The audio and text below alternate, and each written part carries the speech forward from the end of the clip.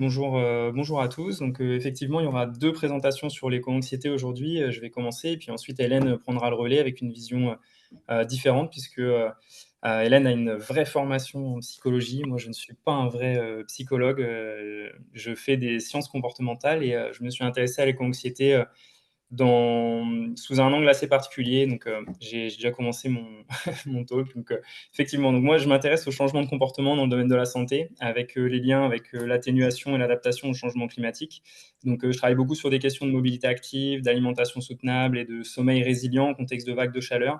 Je fais un petit peu de recherche dans le domaine de la santé mentale, par cet angle aussi du sommeil, puisque c'est 2 variables qui sont très liées et de façon bidirectionnelle. Mais au départ, je m'intéresse pas à l'éco-anxiété et c'est pas une ligne de recherche principale pour moi. Je suis venu à l'éco-anxiété parce que, dans la littérature, il y avait de plus en plus, de recherches qui indiquaient que peut-être dans les démarches de changement de comportement avec, des enjeux pour, la préservation du climat, l'éco-anxiété pourrait être un levier pour le changement, une source de motivation pour certains individus et moi, en tant que chercheur en sciences comportementales, c'est comme ça que j'ai commencé à m'intéresser un petit peu à ce concept et ensuite j'ai fait quelques recherches empiriques, je vous en présenterai une, tout à l'heure.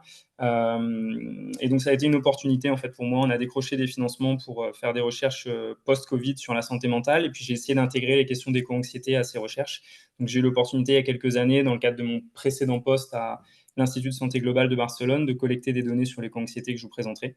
Et puis, bah, peut-être que ça vous concerne aussi, dans le chat, une problématique, personnelle puisque quand on fait de la recherche, dans le domaine des sciences du climat, les nouvelles sont toujours pas bonnes, enfin pas toujours très bonnes et bah, moi-même, c'est un sentiment que j'ai expérimenté et bon, je sais pas si c'est une bonne raison pour étudier quelque chose que de l'expérimenter soi-même en tant que chercheur, mais forcément, voilà, quand c'est quelque chose qu'on ressent, on a une appétence particulière pour étudier, ce concept. Donc, petit disclaimer, comme je vous l'ai dit, moi, l'éco-anxiété, c'est juste une petite partie de mes lignes de recherche et en français, j'aime beaucoup les travaux d'Alexandre Heyrin de l'université de Louvain. Donc je me suis beaucoup appuyé sur ses travaux. Il a une présentation assez longue et récente là sur YouTube qui est très bien. Donc voilà, c'est pour, dès le départ, citer un peu mes sources sur les questions d'éco-anxiété. Peut-être pour prendre un point de départ un peu plus large que juste l'éco-anxiété et la thématique santé mentale et changement climatique, les derniers rapports du GIEC, donc celui de 2022, ont intégré plein de nouvelles questions par rapport à l'année précédente. Donc, moi, sur mes questions de changement de comportement, il y avait des nouveaux chapitres qui mettaient plus en avant les problématiques de changement de comportement pour gérer la transition environnementale. Et puis, sur les aspects de santé mentale aussi, dans le volet adaptation du GIEC, tout un chapitre, le chapitre 7, qui s'intéressait donc aux conséquences du changement climatique sur des thématiques de bien-être et donc de santé mentale. Au sein de ce chapitre, il y a une psychologue, de l'environnement très connue, Susan Clayton. Je vais citer beaucoup de papiers de cette, chercheuse au cours de mon talk, qui a proposé un modèle pour, penser les relations entre santé mentale et changement climatique et je trouve que c'est une bonne porte d'entrée pour, aller vers cette thématique d'anxiété liée au climat et donc le modèle que Susan Clayton a proposé et qui est un petit peu décrit dans le GIEC et puis dans un autre papier académique qui est cité ici. C'est un modèle où finalement le changement climatique impacte la santé mentale via des effets directs et des effets indirects. Donc vous pouvez le voir ici par exemple sur, la gauche en ce qui concerne les effets directs. En Europe, là, récemment, on a vu les événements qui se sont déroulés à Valence et bah, on imagine bien que les gens qui ont été exposés à des événements, météorologiques extrêmes, sur la gauche, là, du schéma, probablement vont, avoir affaire avec des syndromes, post-traumatiques, de stress post-traumatique, des problématiques de dépression, d'anxiété. Donc, il y a des effets vraiment très directs d'événements météorologiques extrêmes, par exemple, sur, des enjeux de santé mentale. Et puis, il y a toute une littérature aussi, par exemple, sur les questions avec des effets médiateurs de variables plus économiques. Donc, par exemple, des événements météorologiques extrêmes qui vont impacter des rendements au niveau agricole et qui vont impacter ensuite des taux de suicide chez des populations de paysans. Ça, c'est très bien documenté aussi dans la littérature. Donc voilà, vous avez des effets directs du changement climatique sur la santé mentale. Et Susan Clayton, dans son modèle, donc qui est repris dans le GIEC, elle parle aussi d'effets plus indirects qui sont liés à la perception des risques par rapport au changement climatique, sans en être vraiment directement inquiété. Donc, par exemple, vous avez peut-être jamais vécu le stress d'être pris dans un événement météorologique extrême ou d'être directement en proie avec des problématiques liées au changement climatique. Mais par ailleurs, vous pouvez avoir une anxiété un petit peu chronique sur ces questions-là en constatant l'inaction ou en constatant l'inefficacité de certaines mesures. Et c'est ces effets indirects ici qui peuvent nourrir progressivement des problématiques d'éco-anxiété. Alors, ce que nous dit le GIEC, puisque le GIEC cherche à quantifier les niveaux de preuves pour les différentes associations dans les chapitres, ce que nous dit le GIEC, c'est que autant toute la partie gauche du graphique, on a des niveaux de preuves qui sont assez solides. Je vous le disais, il y a une littérature bien fournie, par exemple, sur les risques de suicide et liés avec des événements climatiques. Et par contre, sur la partie plus indirecte et avec l'anxiété liée au climat, un faible niveau de preuves. Je fais une petite digression, il n'y en aura qu'une pendant le talk, mais donc là, je vous ai présenté le modèle de Susan Clayton. Pour ceux qui aiment bien la pensée systémique sur les questions complexes comme celle-ci, cet article est vraiment incroyable aussi, l'article de Berry dans Nature Climate Change, qui propose aussi une vue un peu plus large encore sur les liens santé mentale, changement climatique. Et donc, si je reviens à la question de niveau de preuve dans le GIEC, ce qu'il faut bien avoir en tête, c'est que malgré une popularité qui est vraiment exponentielle, vous le voyez ici, c'est une analyse des termes cherchés en lien avec l'éco-anxiété sur Internet. Et on voit qu'avant 2018, finalement, ce n'est pas vraiment un sujet. Et qu'en 2018, on a une explosion, notamment sur la question de l'éco-anxiété, donc une explosion de l'intérêt, un petit peu, c'est un marqueur de l'intérêt sur Internet pour ce terme.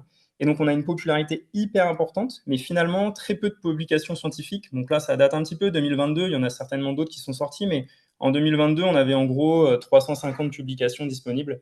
Donc, il faut vraiment avoir en tête que malgré la traction un peu médiatique qu'il y a sur la question des co-anxiétés, c'est encore une thématique qui est très émergente. Donc, dans le titre, je vous ai dit que je vous parlerai un petit peu des définitions de l'éco-anxiété. C'est moi, quand je suis venu à ce concept, je m'attendais pas à avoir autant de difficultés à comprendre ce qu'était l'éco-anxiété. Et là, il y a un papier qui est très très bien sur cette question, qui est une revue de la littérature sur toutes les différentes définitions qui existent de l'éco-anxiété. Et vous pouvez voir que c'est assez fourni. Vous avez le tableau 1 notamment qui répertorie donc certaines définitions. On retrouve ici Susan Clayton en 2020, et puis voilà plein d'autres définitions. Et ces définitions, elles sont très différentes. Ça va de niveaux, on va dire, assez peu graves d'anxiété, donc anxiété ressentie en réponse à la crise écologique, des choses assez vagues, à des définitions qui impliquent des conséquences fonctionnelles plus importantes. Donc, par exemple, une anxiété sévère et invalidante associée au changement climatique. Je donne d'autres exemples. On parle aussi parfois d'effondrement. Donc, il y a des définitions qui parlent du sentiment généralisé que les fondements écologiques de notre société sont en train de s'effondrer. D'autres définitions qui font appel à d'autres émotions, comme la peur, une forme d'émotion négative en réponse au changement climatique. Donc, on a une variété des définitions dans la littérature qui est importante et qui ne facilite pas la compréhension de la littérature scientifique sur ces questions d'éco-anxiété.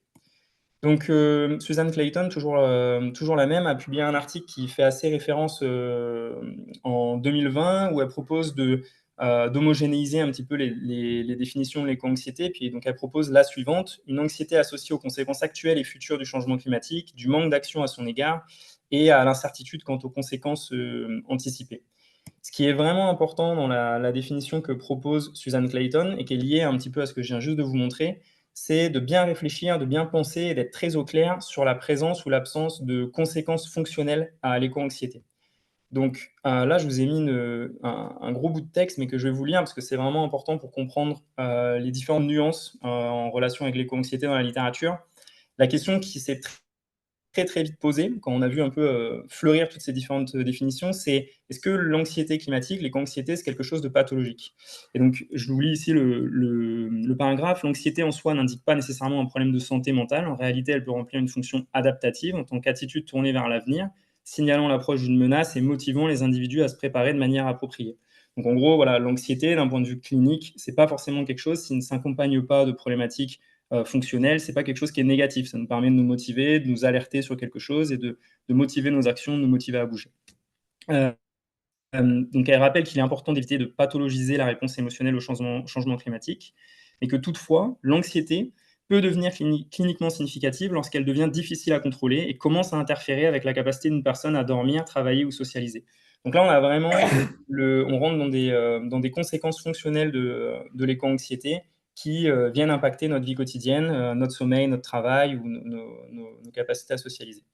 Alors, j'insiste là-dessus parce que c'est vraiment important ensuite pour comprendre la littérature sur l'éco-anxiété Moi, quand j'ai commencé à lire sur ce concept il y a 4 ou 5 ans, j'ai pas fait ce gros travail de réflexion au départ. Je suis parti du principe, comme souvent, qu'il y avait des définitions relativement homogènes de l'éco-anxiété et que du coup, quand je regardais une corrélation entre l'éco-anxiété et un autre marqueur, je pouvais m'attendre d'un papier à l'autre à avoir quelque chose de cohérent. Et en fait, pas du tout, puisque en fonction de l'angle un petit peu théorique que vous prenez, est-ce que vous prenez en compte les conséquences fonctionnelles ou pas de l'éco-anxiété?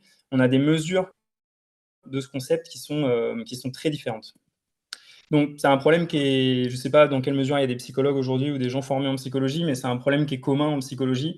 On observe des construits qui ne sont pas observables directement, enfin on mesure des construits qui ne sont pas observables directement et il y a toujours un travail important de consensus sur la définition, de mesure, pour être sûr qu'on capture bien, ce qu'on veut capturer, par rapport à des choses qu'on peut observer directement, un mètre. Moi, dans le domaine de l'activité physique, un nombre de pas, qu'on peut filmer une personne et voir le nombre de pas qu'elle fait. Pour l'éco-anxiété, il y a vraiment une nécessité d'avoir une bonne adéquation entre la définition qu'on utilise et la mesure, qui nous sert à capturer le concept. Donc juste quelques exemples. Susan Clayton, elle a développé une échelle qui est très souvent citée, qui est très souvent utilisée dans la littérature, mais qui est une échelle qui prend en compte les conséquences fonctionnelles. Donc je vous ai donné des exemples ici très concrets pour que vous voyez un petit peu à quoi ça ressemble. En gros, là, Susan Clayton, quand on utilise son échelle, on demande aux participants dans quelle mesure, par exemple, ils ont des cauchemars quand ils pensent au changement climatique, donc avec une échelle de Likert, là, de 1 à 5. Et ici, c'est des questions qui sont très différentes de d'autres échelles, comme par exemple celle-ci, qui est hyper intéressante aussi, qui s'intéresse à l'éco-anxiété, mais via un autre prisme, et qui se centre beaucoup plus sur les émotions des individus, mais qui ne prend pas en compte les conséquences fonctionnelles. Donc ici, par exemple, on demande à chaque personne, sur une échelle visuelle analogique de 0 à 100, de dire dans quelle mesure, quand ils pensent au changement climatique, ils se sentent déprimés, anxieux, ou aussi avec des émotions de colère ou de frustration. Donc vraiment, 2 choses très différentes et pourtant qui vont parfois apparaître avec le même label, le même nom dans la littérature et surtout pour des néophytes, moi je me considère comme un néophyte dans le domaine de l'éco-anxiété, qui facilite vraiment pas la lecture de la littérature scientifique, au départ. Là, je vous ai mis un autre exemple d'un super papier qui s'intéresse aussi aux différentes émotions et avec des items en français, puisque c'est encore les travaux de Alexandre Herin. Donc, là, par exemple, vous aviez des questions très brèves, tous les jours répétées, donc de 0 à 100 aussi. Face au changement climatique aujourd'hui, je me suis senti triste, en colère ou inquiète. Donc là, vous voyez, par exemple, si je mesure l'éco-anxiété au travers de cette échelle, j'ai pas du tout idée des conséquences fonctionnelles ou pas de l'éco-anxiété. Donc, une question qui est intéressante aussi, c'est de se poser un peu la question des prévalences. Il n'y a pas beaucoup d'études enfin, il y a de plus en plus d'études sur des populations francophones, mais il n'y en a quand même pas encore non plus beaucoup par rapport à d'autres pays. J'ai décidé de vous présenter celle-ci qui compte à peu près 2000 adultes sur plusieurs pays francophones européens et africains et qui mesurait ici l'éco-anxiété avec la problématique des conséquences fonctionnelles. Donc, l'item que je vous ai présenté avant, quand je pense au changement climatique, je peux faire des cauchemars, et cetera. Donc vraiment quelque chose pas trop centré sur les émotions, mais sur les conséquences fonctionnelles. Et cet article, en fait, il met en évidence qu'il y a une prévalence assez faible chez les adultes d'éco-anxiété quand on prend en compte ces problématiques fonctionnelles.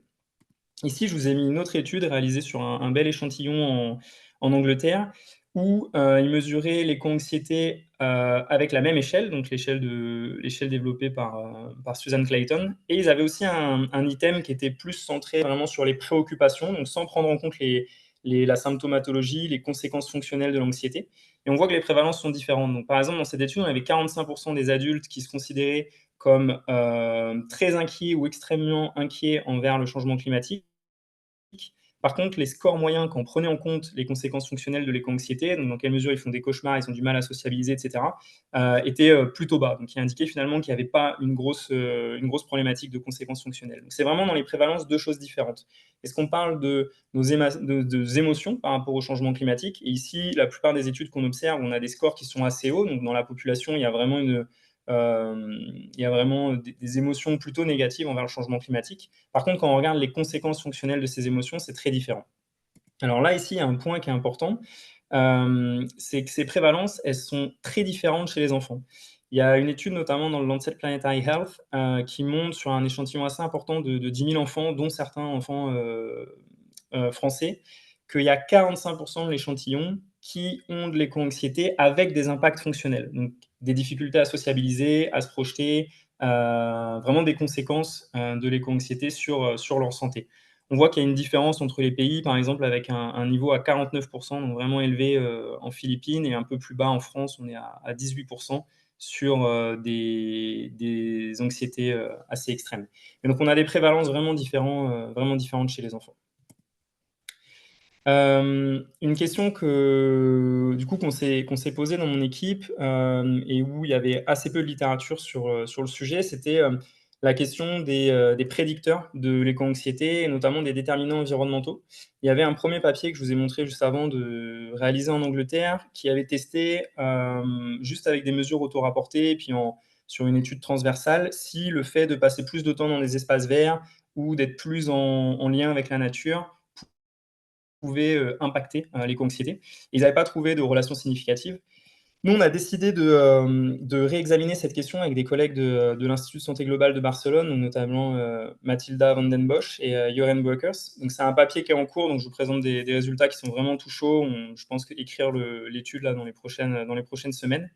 Et en fait, on a mis en place une étude longitudinale sur 1 an, où il y avait environ 750 participants qui, toutes les 2 semaines, répondaient à la question qui est devant vous: dans quelle mesure vous vous sentez préoccupé, c'était le terme preocupado en espagnol, par le changement climatique. Donc, dans quelle mesure vous vous sentez inquiet, on pourrait dire en français, les termes se mélangent un peu plus, par le changement climatique. Et ils répondaient de 0, pas du tout, à 10, extrêmement, toutes les 2 semaines.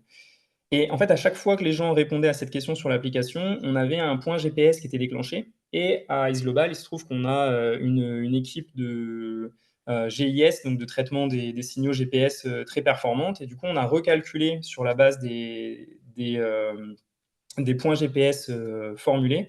On a recalculé, quand les gens répondaient, leur proximité avec des espaces verts, le niveau de pollution de l'air qui était autour d'eux, donc le dioxyde d'azote, particules fines, ozone, et puis aussi des variables plus environnementales comme la température et l'humidité, là plutôt à l'échelle de la journée.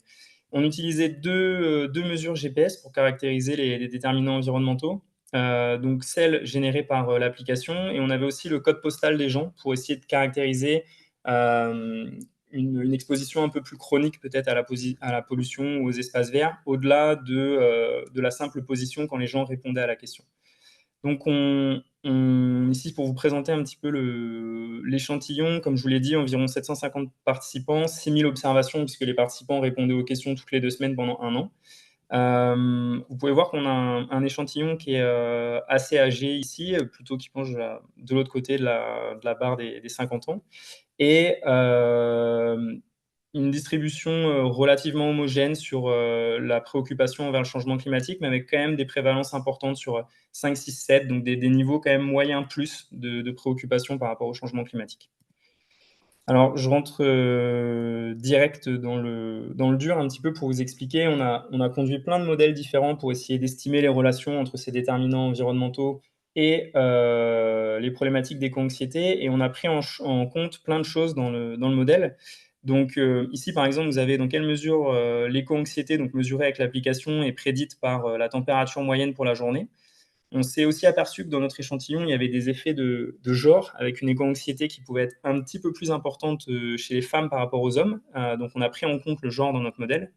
On a aussi contrôlé, ça c'est important, l'anxiété plus généralisée ou générale plutôt. Donc, l'anxiété pas liée au climat spécifiquement, mais liée à la vie quotidienne. C'était quelque chose d'important pour nous parce qu'on peut avoir ces deux variables qui peuvent se confondre. On peut avoir des gens qui sont anxieux pour le climat, mais qui en fait finalement sont anxieux pour un petit peu tout. Et c'est important d'avoir une bonne vision de ces deux choses. Et on a aussi contrôlé pour le moment de la journée, puisque les gens répondaient à différents moments, et on a observé que l'heure à laquelle les gens répondaient à la question avait un impact sur nos variables dépendantes, donc on l'a pris en compte. Là, je vous montre seulement deux modèles. Un modèle où on a testé donc l'effet de la température moyenne sur l'éco-anxiété et l'effet des vagues de chaleur sur l'éco-anxiété. Je vous montre que ces modèles parce que tous les autres modèles qu'on a testés, on n'a pas observé de résultats significatifs. Donc, du coup, ça, c'est un peu les deux variables qui ressortent comme étant associées à l'éco-anxiété. Et donc, vous voyez ici, vous avez des tailles d'effets qui sont très différentes. Donc, bon, c'est assez logique, vu que là, on était sur une définition des vagues de chaleur qui était assez forte, assez extrême. Donc, en gros, si on prend par exemple ici ce point 40, on observe que quand on est en période de vague de chaleur par rapport à une période sans vague de chaleur, les gens avaient tendance à scorer un demi-point de plus sur, l'échelle d'éco-anxiété, en période de vague de chaleur par rapport à des périodes, au-delà des vagues de chaleur. Donc, comme je vous le disais, on a testé aussi les associations avec la proximité avec les espaces verts ou d'autres marqueurs de pollution et on n'a pas observé de résultats, significatifs. Mon équipe a publié un premier papier aussi sur, les questions d'anxiété liées au climat. Je voulais pas trop, développer ça aujourd'hui, mais si ça vous intéresse, vous pouvez aller le voir. On a regardé les associations entre éco-anxiété dans le même cadre de design que ce que je viens de vous présenter avec une étude longitudinale, intensive et différents comportements de santé et on a quand même observé des choses intéressantes dans notre étude. Ici, vous avez l'anxiété liée au climat là sur la figure. Elle était seulement associée à la consommation d'alcool. Donc en général, dans l'étude, quand les gens rapportaient consommer plus d'alcool par rapport à la moyenne de l'étude, ils rapportaient aussi être plus, éco-anxieux. On peut le voir aussi dans l'autre sens, il n'y a pas de lien de causalité possible ici dans ce design, mais on observait cette relation. Quelque chose qui est intéressant aussi dans notre échantillon, c'est qu'on n'a pas de mesure on n'a pas de corrélation entre, une anxiété, générale chez nos participants et l'anxiété liée au climat. Et alors ça, pareil, c'est quelque chose qui est, à tirer au clair dans la littérature. Peut-être qu'Hélène pourra en dire plus là-dessus. Je suis pas, hyper à jour, mais il y a des articles qui montrent que les gens qui sont plus éco-anxieux sont aussi en général plus anxieux et puis il y a d'autres littératures qui montrent qu'il y a pas de lien entre les 2. Et nous ici, finalement, dans toutes les études qu'on a conduites là sur l'éco-anxiété, dans notre échantillon, il n'y a pas d'association entre, l'anxiété générale et l'anxiété liée au climat. Donc je pense que c'est un résultat aussi qui est intéressant. Donc un petit résumé, plusieurs définitions de l'éco-anxiété comme je vous l'ai montré avec, parfois des conséquences fonctionnelles ou non qui sont pris en compte, dans les concepts en question et vraiment si vous êtes néophyte sur ce sujet comme moi je l'étais il y a pas très longtemps, c'est très difficile au départ. Il faut vraiment avoir un œil attentif sur sous le terme éco-anxiété, qu'est-ce que les chercheurs du papier mettent en avant et vraiment est-ce qu'ils parlent davantage d'émotions ou davantage de problématiques avec des conséquences fonctionnelles? Puisque comme je vous l'ai dit, donc en fonction du type d'éco-anxiété auquel on s'intéresse, on va avoir des mesures, des questionnaires qui vont être très différents et donc forcément les résultats ensuite dans la littérature vont être très différents. Donc par exemple, encore une fois, je ne suis pas hyper à jour sur cette littérature, mais pour avoir regardé un petit peu, si vous vous intéressez à l'anxiété avec l'éco-anxiété avec des conséquences fonctionnelles, vous avez plus de chances de voir des associations avec l'anxiété, généralisée, l'anxiété générale, et c'est pas le cas si vous enlevez les conséquences fonctionnelles de l'éco-anxiété. Ça peut être vraiment 2 choses différentes. Comme je vous l'ai montré, donc des prévalences différentes en fonction de la définition. En général, les études montrent que si on enlève les conséquences fonctionnelles, on a des prévalences hautes. Les gens sont assez inquiets par rapport au changement climatique. Par contre, ils ont peu de problématiques, vraiment extrêmes qui conduisent à des, conséquences fonctionnelles sur leur sommeil, leur façon de sociabiliser. Ça, par contre, c'est différent chez les jeunes. Il semblerait que l'éco-anxiété est ressentie de façon, plus critique chez les jeunes, mais encore une fois, je pense que Hélène en parlera, beaucoup mieux que moi.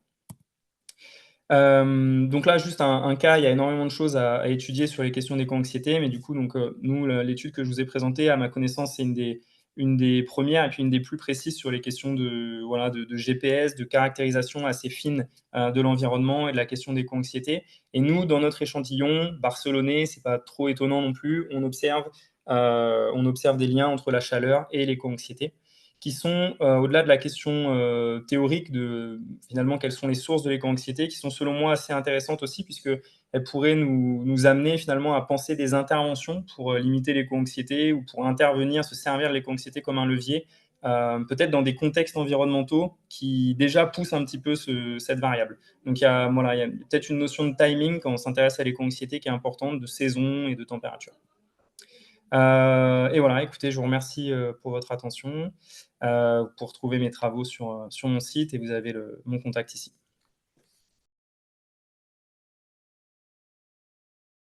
Y a-t-il eu des études qui ont pris en compte l'organisation sociale, par exemple la solidarité post-événement extrême comme modérateur de l'éco-anxiété? Donc voilà J'ai vu ces questions-là d'un point de vue théorique. J'ai pas en tête de papier qui teste ça au niveau empirique, mais c'est fort probable qu'il existe des choses. Peut-être que Hélène, pourra répondre sur cette question. Donc, encore une fois, ouais, j'ai vu Alors, pas sur l'éco-anxiété directement, mais par exemple, si on regarde les relations entre événements extrêmes et consommation d'alcool, on avait fait une grosse revue de littérature, avec un collègue, là, Paquito Bernard, sur ces questions et on observait que, par exemple, dans les communautés où il y avait plus, de liens avec la religion, il y avait plus de croyants, ça avait un effet un peu modérateur, sur, la consommation d'alcool. Donc les gens tendaient à boire moins d'alcool, en post-événement extrême. Donc je pense que ça peut ressembler un petit peu à ça. Je pense que théoriquement, cette question, elle a du sens. Par contre, j'ai pas de papier empirique en tête. Et si je rebondis sur la deuxième question, donc l'exposition aux informations relatives au réchauffement climatique, là, il y a quelques études qui ont testé la corrélation entre dans quelle mesure les gens cherchent des informations sur le climat et l'éco-anxiété, et notamment une étude que j'ai présentée de Lorraine Whitemarsh qui montre une association significative entre les deux. On s'est mesuré dans une étude transversale, etc. Ça vaut ce que ça vaut, mais il semblerait qu'il y ait une relation. Ouais. Sur l'étude empirique que tu as présentée. Donc, je comprends que la pollution de l'air a été prise en compte dans ses variations spatiales, mais pas dans ses variations temporelles. Alors, peut-être que, voilà, d'une part, ça serait quelque chose d'intéressant à regarder si vous avez le temps, c'est-à-dire regarder, par exemple, la présence de pics de pollution. On pourrait peut-être avoir aussi voilà, voilà, de concentration un peu extrême en termes de pollution. On pourrait peut-être avoir des relations comme on l'a pour la chaleur. Ça, c'était le premier point. Je ne sais pas si voilà, c'est prévu ou pas.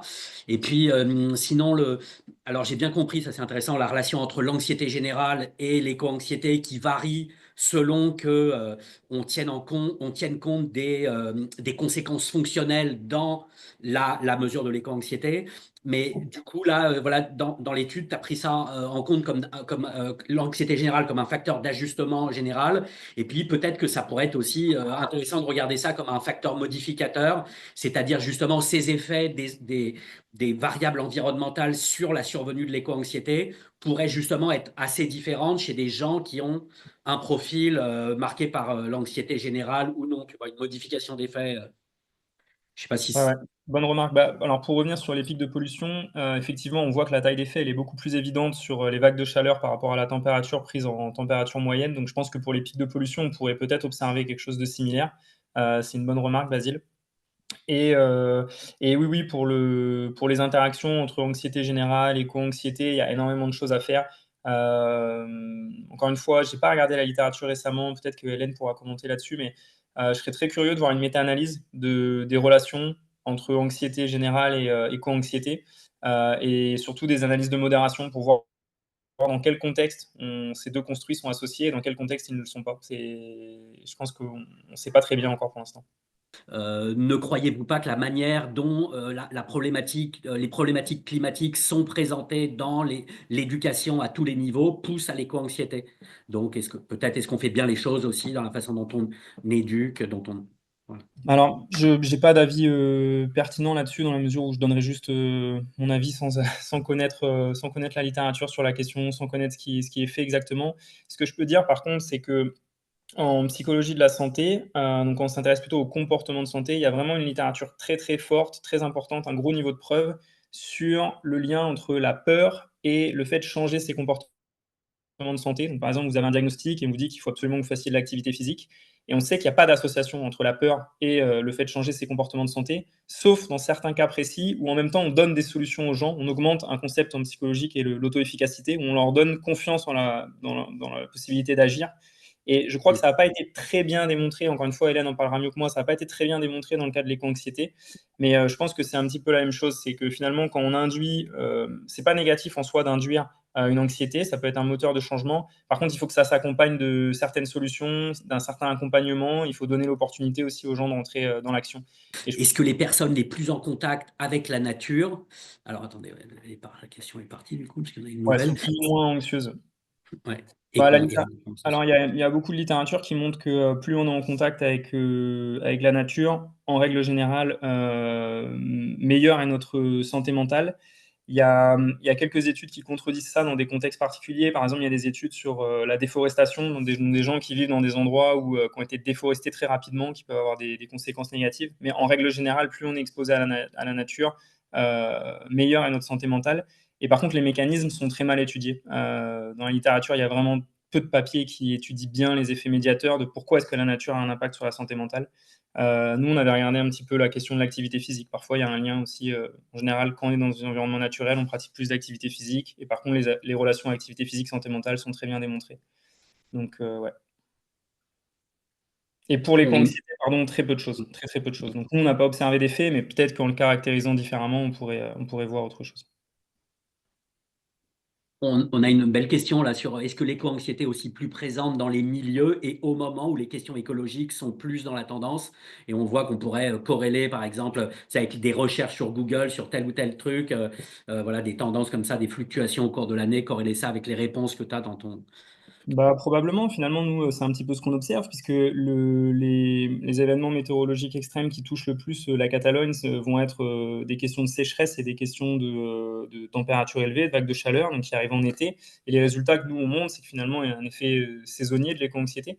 Donc, peut-être que des gens qui vont être plus impactés par, des inondations, pourraient avoir des pics d'éco-anxiété, eux, davantage en période d'inondation, plus en hiver, à d'autres moments de l'année. Et donc, oui, c'est sûr que, heu bah, les effets, par exemple, là, il y a eu comment dire, une couverture médiatique importante des problématiques à Valence, ce qui est normal, et probablement ça rentre progressivement dans la tête des gens qui sont très exposés à l'information, et c'est une source potentielle, ouais.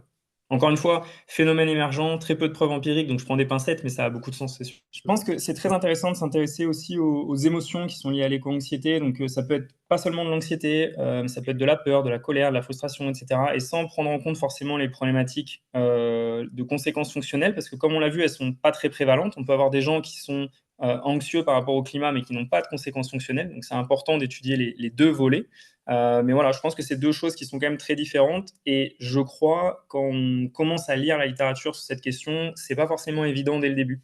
Donc voilà, par exemple, nous, dans nos études, on a décidé de pas parler d'éco-anxiété, mais de éco-worry, pour, voilà, pour clarifier qu'on prenait pas en compte, les conséquences fonctionnelles, juste d'une lecture rapide du titre. Voilà. Et est-ce que les relations humaines n'ont-elles pas un impact? Et là, il y avait c'est le côté socio-économique apparemment qui est visé.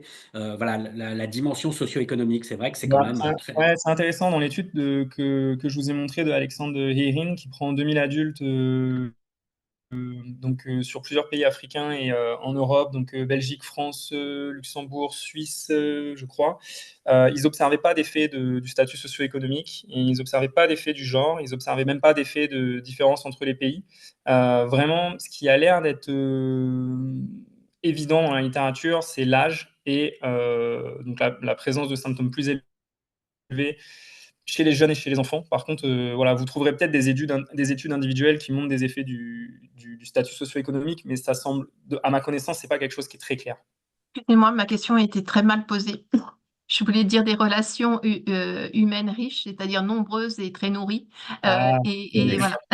Pardon, c'est moi, c'est moi. Et pardon à moi aussi d'avoir mal interprété. bah, probablement, pareil, j'ai pas vu d'études empiriques là-dessus. Il y a très peu d'études interventionnelles encore sur le traitement de l'éco-anxiété. Encore une fois, la responsabilité à Hélène qui en parlera un petit peu. Mais oui, ça me paraît évident que plus on a des capacités à vivre dans un monde compliqué, et notamment via des relations humaines riches, plus on sera en mesure voilà, de s'adapter à ces problématiques d'anxiété liées au climat.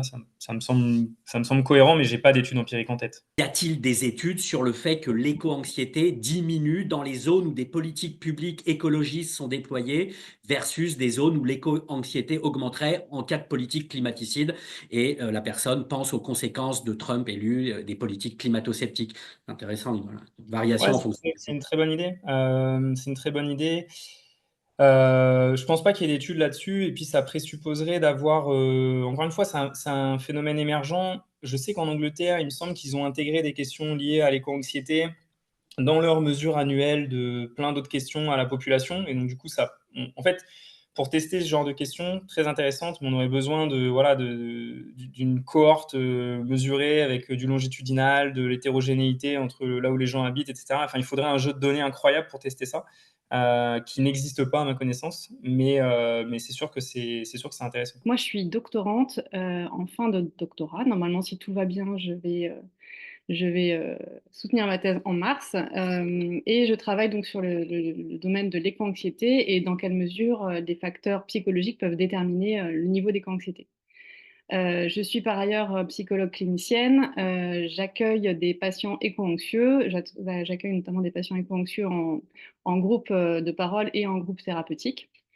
Donc, ça m'amène à bien nourrir, à bien alimenter aussi mes recherches, puisque je connais assez bien désormais cette population. Voilà, donc je vais vous présenter un certain nombre de mes travaux. J'arrive à changer mon diaporama. Non, voilà.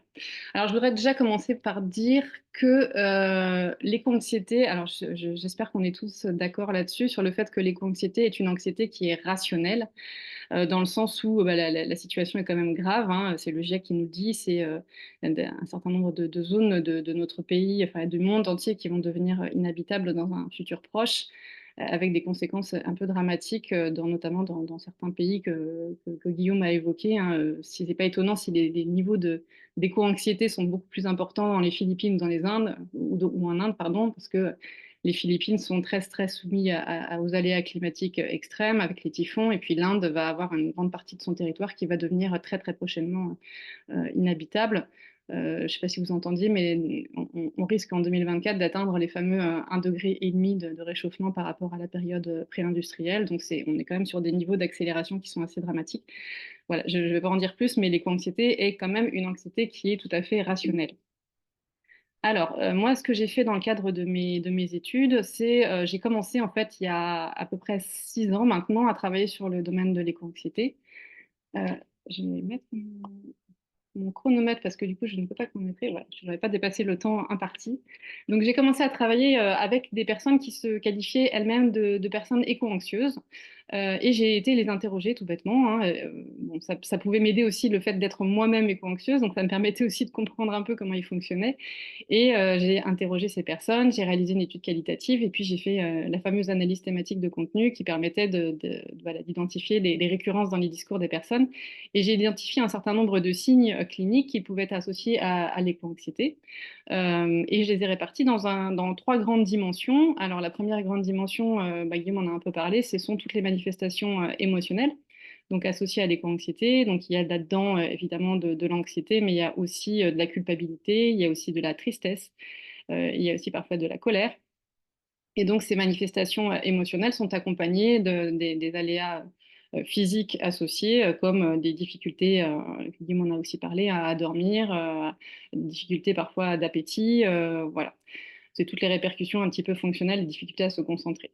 Ça, c'est la première grande partie de signes cliniques. La deuxième partie, c'est aussi les problèmes relationnels. Alors ça va peut-être aussi faire l'écho avec une des questions que tu as eues, Guillaume. Les personnes qui sont éco-anxieuses, elles connaissent en général alors parfois ça arrive brusquement, hein, c'est au détour de la lecture d'un livre, par exemple, de Pablo Servigne, dont on parlait tout à l'heure, mais ça peut être aussi je sais pas, le visionnage d'une vidéo qui va nous faire prendre conscience de la gravité du problème. Et on peut avoir, suite à ça, une espèce de remaniement identitaire, hein, comme ce qu'on peut connaître après un deuil, par exemple, qui va nous amener à voir les choses complètement autrement.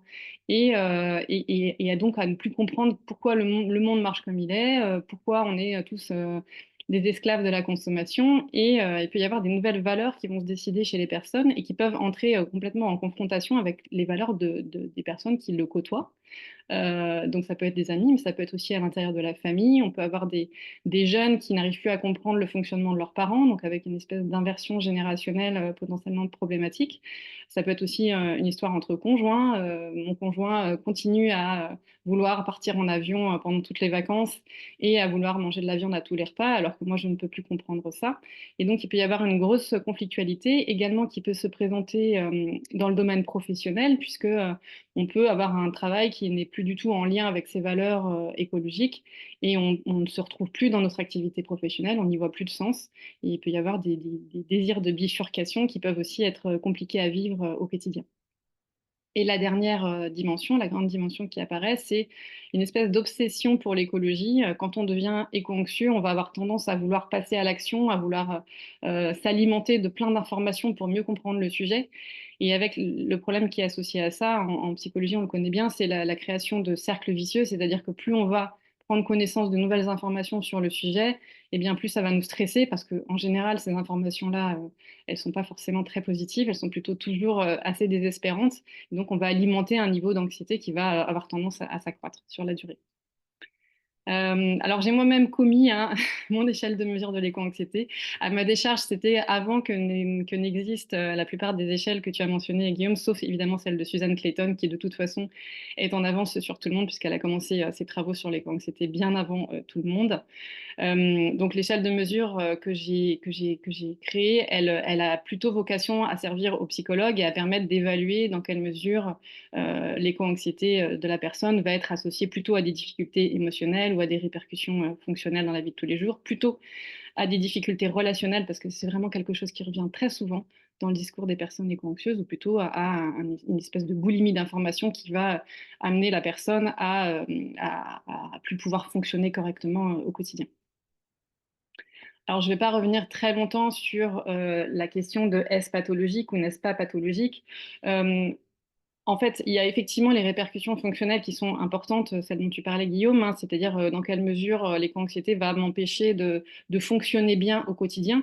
Mais en psychologie, on a une deuxième critère par rapport à la pathologie, c'est évidemment le niveau de souffrance que ça va générer chez la personne. Et donc l'éco-anxiété peut parfois générer des gros niveaux de souffrance, hein. Moi, j'ai connu des patients qui n'arrivaient plus du tout à se mobiliser, qui pleuraient du matin au soir sur ces sujets-là, ou qui étaient dans un niveau de stress tel qu'elles ne se baladaient pas, par exemple, sans un sac de survie avec elles. Voilà, donc quand on est à des niveaux de souffrance comme cela, évidemment, c'est pathologique. Euh, Par contre, cependant, enfin, je tiens quand même à dire qu'on est encore, enfin, je l'ai dit au début, on est sur une forme d'anxiété qui est tout à fait rationnelle. On n'est pas sur des phobies, par exemple, ou la peur de, par exemple, la phobie de l'oiseau, qui amène les patients à avoir peur des oiseaux. On sait bien que c'est quelque chose d'irrationnel et on sait le traiter, nous, en psychologie. Quand on est face à une anxiété qui est plutôt rationnelle, eh bien, on est sur un autre niveau voilà, de souffrance. Alors, oui, j'avais mis un diapo sur le côté pathologique. En fait, en psycho, on va avoir tendance à avoir deux types de pathologies associées à l'éco-anxiété.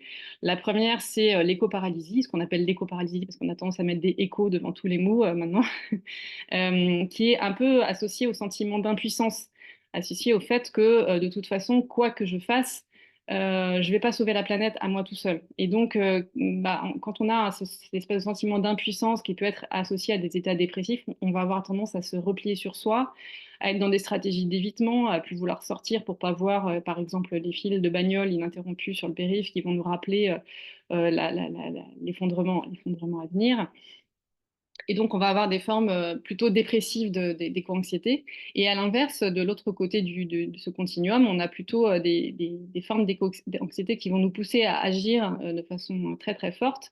On est aussi poussé par la culpabilité à faire modifier nos comportements individuels et parfois aller jusqu'à un extrémisme qui est quand même difficile à soutenir. Et moi, je connaissais par exemple des personnes qui passaient 70 heures par semaine à militer dans des associations environnementales et qui avaient même complètement arrêté de travailler pour ça. Et donc là, on peut aussi arriver à des excès qui vont amener à une détérioration de la santé mentale et aussi parfois de la santé physique des personnes. Alors oui, ça va peut-être répondre à une des questions qui a été posée tout à l'heure sur le lien entre l'anxiété classique et l'éco-anxiété. Donc ça, c'est une étude que j'ai publiée il y a pas très longtemps et dans laquelle j'ai proposé l'hypothèse qu'il y aurait deux types de profils d'éco-anxieux. Donc, ce que j'ai fait, c'est que j'ai fait passer à une cohorte de personnes un questionnaire d'anxiété, donc anxiété classique, on n'est pas sur de l'éco-anxiété, donc le GAD-7, qui a été passé à de nombreuses personnes, et on a identifié au sein de ces personnes celles qui avaient le plus fort niveau d'éco-anxiété, et on les a réparties sur ce graphique, et ce que ça montre, c'est qu'une majorité des personnes éco-anxieuses ne sont pas spécialement anxieuses à la base. Au contraire, elles le sont plutôt pas beaucoup. Euh, oui, c'est ce que je viens de dire, pardon. Euh, En fait, dans cette hypothèse, on aurait des personnes qui sont pas spécialement anxieuses, mais qui, du jour au lendemain, ou presque, comme ça m'est arrivé à moi, hein, se retrouvent confrontées avec les aspects émotionnels associés à ce que nous savons tous conceptuellement, c'est-à-dire que la crise climatique existe, mais quand ça passe dans le cerveau émotionnel, ça devient beaucoup plus brutal et beaucoup plus susceptible de nous créer des souffrances. Et donc, ces personnes qui se retrouvent confrontées du jour au lendemain à quelque chose qui est relativement insoutenable, c'est-à-dire qu'on parle quand même quelque chose qui pourrait mettre fin à notre civilisation telle que nous la connaissons à l'heure actuelle. Et elles vont se prendre ça en pleine face et ça va générer un pic important d'anxiété qu'elles n'ont pas l'habitude de gérer puisque elles ne sont pas anxieuses à la base. Et donc potentiellement, c'est comme l'image que je faisais tout à l'heure, c'était associé à l'image du deuil. Elles vont mettre quelques semaines, quelques mois ou parfois quelques années à intégrer réellement la réalité des choses et c'est parfois assez difficile. Et de l'autre côté un peu de cette médiane du GAD-7, il y a les personnes qui avaient déjà une forme d'anxiété de base. C'est-à-dire ce sont des personnes qui vont avoir un biais attentionnel qui va les diriger vers toute forme de danger, tendanciellement, hein, du fait de leur personnalité anxieuse, et donc qui vont se surajouter ce sujet-là de la crise climatique à tous les autres sujets, toutes les autres sources d'anxiété qui peuvent advenir dans leur environnement, et qui donc, ce sujet-là va venir majorer en fait leur niveau d'anxiété de base. C'est une explication au résultat un peu contradictoire qu'on peut avoir sur le lien entre l'anxiété classique et l'éco-anxiété. Alors concernant la prise en charge, puisque c'est aussi une question qui commence à être traitée dans le cadre de la recherche et évaluer les prises en charge. Alors c'est il y a vraiment très, très peu de choses sur ce sujet-là parce que, tout bêtement, jusqu'à présent, les thérapeutes, elles n'étaient pas formées, en fait, à cette question-là de l'éco-anxiété. Et ils se retrouvaient parfois désemparés face à ce phénomène, relativement nouveau. En fait, la psychologie, c'est vraiment une science qui va s'adapter aux actualités sociétales. Par exemple, le burn-out n'existait pas dans la science psychologique avant les années 60. Et on a commencé à traiter ce sujet parce qu'on constatait qu'il apparaissait dans la société. Et ben, c'est pareil pour l'éco-anxiété. En réalité, c'est un phénomène qui est vraiment en très forte croissance depuis 2015, 2016, 2017. Et donc, la plupart des professionnels ne sont pas formés à ces sujets. On a, comme je le disais tout à l'heure, la difficulté aussi qui est de traiter une anxiété qui est rationnelle. Ça va être très, très contre-productif si vous allez voir un psychologue pour votre éco-anxiété et qu'il vous parle de vos problématiques d'enfance ou de vos liens avec la mère, avec votre mère, parce que ça veut dire, en gros, qu'il ne valide pas la rationalité de votre anxiété. Et ça va être très problématique parce que les personnes vont se sentir attaquées et ils vont avoir aussi l'impression que le psychologue qui est en face est un climato-sceptique ou qui peut absolument pas comprendre votre situation. La crise environnementale est aussi une source de stress qui peut également toucher le thérapeute et donc ça peut le pousser à des réactions liées au fait que il va ressentir lui aussi cette même source de stress. Et puis, je le disais tout à l'heure, quand on devient éco-anxieux, on va aller traverser émotionnellement quelque chose qui touche à beaucoup de choses qui fondent notre identité individuelle et collective, et aussi qui vont toucher à l'existentialisme, à la mort. On parle de sujets, les sujets de l'effondrement sont très associés avec des questions existentielles de quel est le sens de notre société actuelle, quel est le sens de la vie si tout est condamné à disparaître. Et donc, ça nous confronte à des choses qu'on n'a pas envie d'affronter, notamment quand on est jeune et qu'on pense à tout à fait autre chose que ça. Et donc, c'est des sujets qui sont vraiment très compliqués à traiter. Je vous ai mis sur la droite le réseau, le logo du RAFU, qui est un réseau des professionnels de l'accompagnement face à l'urgence écologique, qui est un réseau qu'on a créé avec un certain nombre de professionnels et qui vise justement à sensibiliser les professionnels de la thérapie à ces questions-là et aussi à répondre éventuellement aux questions des personnes éco-anxieuses. Je regarde l'heure, j'ai encore un peu de temps. Je voudrais vous parler dans un deuxième temps du lien entre l'éco-anxiété et les comportements pro-environnementaux. C'est aussi une partie de mes travaux parce que ça me tenait à cœur aussi de travailler sur le lien entre les émotions et les comportements. Ce que je peux dire en introduction de cette partie-là, c'est que, vous le savez probablement, mais la vocation première des émotions, c'est de nous faire passer à l'action. La peur est une émotion qui vise à nous mettre à l'abri quand il y a un danger, donc elle est tout à fait adaptée et nécessaire à la survie de l'espèce. S'il n'y avait pas de peur, je pense que l'espèce humaine aurait disparu depuis longtemps. Et donc la peur a cet objectif-là. L'anxiété est plutôt une émotion qui va servir à nous faire anticiper des dangers à venir. Elle est aussi tout à fait intéressante à l'échelle de la survie de l'espèce. Et donc, il y a un grand nombre de chercheurs qui ont travaillé sur le lien entre l'éco-anxiété et l'adoption de comportements en faveur de l'environnement. Ce que j'ai fait aussi, donc, du coup, et je vous montre un des résultats d'une de mes recherches qui montre, donc, sur ce petit graphique, vous avez le lien entre l'éco-anxiété et l'engagement comportemental en faveur de l'environnement. Et ce que montre ce résultat, c'est qu'on a vraiment enfin, quasiment une droite, hein, c'est vraiment très, très corrélé. Le niveau d'éco-anxiété va être très corrélé avec l'engagement en faveur de l'environnement. Et donc, quand on va un peu plus dans le détail, ce que ça montre aussi, c'est que plus on est éco-anxieux, plus on va avoir tendance à adopter des comportements collectifs et militants, et notamment parce que ce sont des comportements qui sont plus efficaces. C'est une chose de devenir végétarien, par exemple, à son échelle individuelle, c'en est une autre que de militer pour que la cantine, par exemple, de notre enfant enfin, adopte des repas végétariens. Ça a évidemment tout un autre impact. Euh, Parallèlement, on a des personnes qui sont moins éco-anxieuses qui vont quand même adopter un certain nombre de comportements, mais ce que montre un certain nombre de papiers, c'est que ces comportements-là vont être plutôt destinés à résoudre des problématiques de dissonance cognitive ou de culpabilisation, parce que maintenant, il faut quand même vivre dans une caverne pour ne pas savoir que cette crise environnementale existe. Et donc, on va adopter des petits comportements qui sont assez peu coûteux, on va dire, sur l'échelle de notre mode de vie. Par exemple, on va se mettre à trier ses déchets, mais tout en continuant à prendre l'avion à chaque vacances, par exemple. Et donc, la différence entre les personnes qui ne sont pas éco-anxieuses et celles qui le sont, c'est c'est en gros l'efficacité des comportements qu'ils vont chercher à adopter. Il y avait des papiers, notamment donc Alexandre Herren, dont tu parlais tout à l'heure, Guillaume, qui suggérait qu'on aurait une courbe en U inversée, c'est-à-dire qu'on aurait un niveau d'engagement comportemental qui augmenterait à mesure que l'éco-anxiété augmente et qui diminuerait à mesure que l'éco-anxiété devient dans ses formes plus pathologiques, avec ces histoires notamment de paralysie. Et en fait, on ne constate pas du tout ça. On constate vraiment que le lien est linéaire entre, entre l'éco-anxiété et les scores. On a réalisé une autre étude, pardon, excusez-moi, sur la fresque du climat, donc qui est un atelier que vous deviez probablement connaître, puisqu'il il s'est vraiment très fortement démocratisé au cours des dernières années. Je crois que j'ai regardé le compteur il n'y a pas très longtemps, on est presque à 2 millions de personnes formées à la fresque du climat. Donc c'est un atelier de sensibilisation au cycle du carbone. Qui est dispensé à des étudiants en libre, à des élus, à des collectivités territoriales, etc.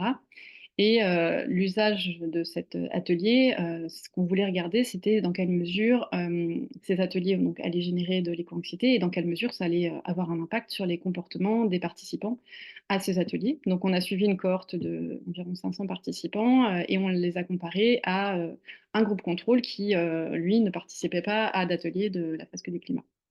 Donc, ce que ça montre, cette étude, je vous épargne la lecture un peu aride de ce tableau, mais alors déjà, ouf, il y a un impact positif de la participation à la fresque sur les comportements.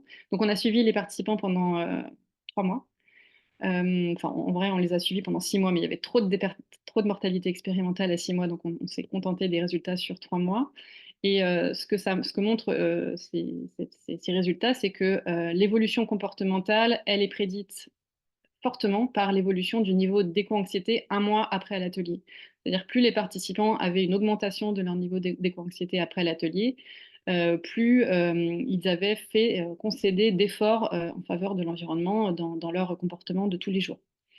Le deuxième résultat, c'est que cet effet à la hausse donc des comportements en faveur de l'environnement disparaissait au bout d'1 mois. Donc, c'est-à-dire que le pic d'éco-anxiété généré par la participation à l'atelier eh bien, n'était plus efficace, en gros, au bout d'1 mois. On a aussi, alors je ne l'ai pas mis sur ce diapo-là, mais je vais me permettre d'en parler parce que ça peut répondre à une des questions qui a été posée tout à l'heure sur la manière de passer des messages. Vous savez, l'étude de la fresque du climat, la fresque du climat, pardon, elle est organisée avec une première partie avec des cartes qu'on va poser sur une table et qui vont nous permettre de comprendre le cycle du carbone, et une deuxième partie qui est plus un débriefing sur cette première partie et qui va permettre aux animateurs de l'atelier de parler des comportements que les personnes peuvent adopter et puis qui va aussi donner des échelles de grandeur sur tout ce qui a été vu dans le cadre de la première partie de l'atelier. Et on a testé, nous, 3 différents modes de débriefing. Un qui était extrêmement stressant, orienté sur les impacts très négatifs de changement climatique sur notre avenir, etc. Un deuxième qui était très, très optimiste, c'est-à-dire centré sur dans quelle mesure c'était une super opportunité de changer nos modes de vie, d'avoir des comportements plus en lien avec notre santé, etc., etc.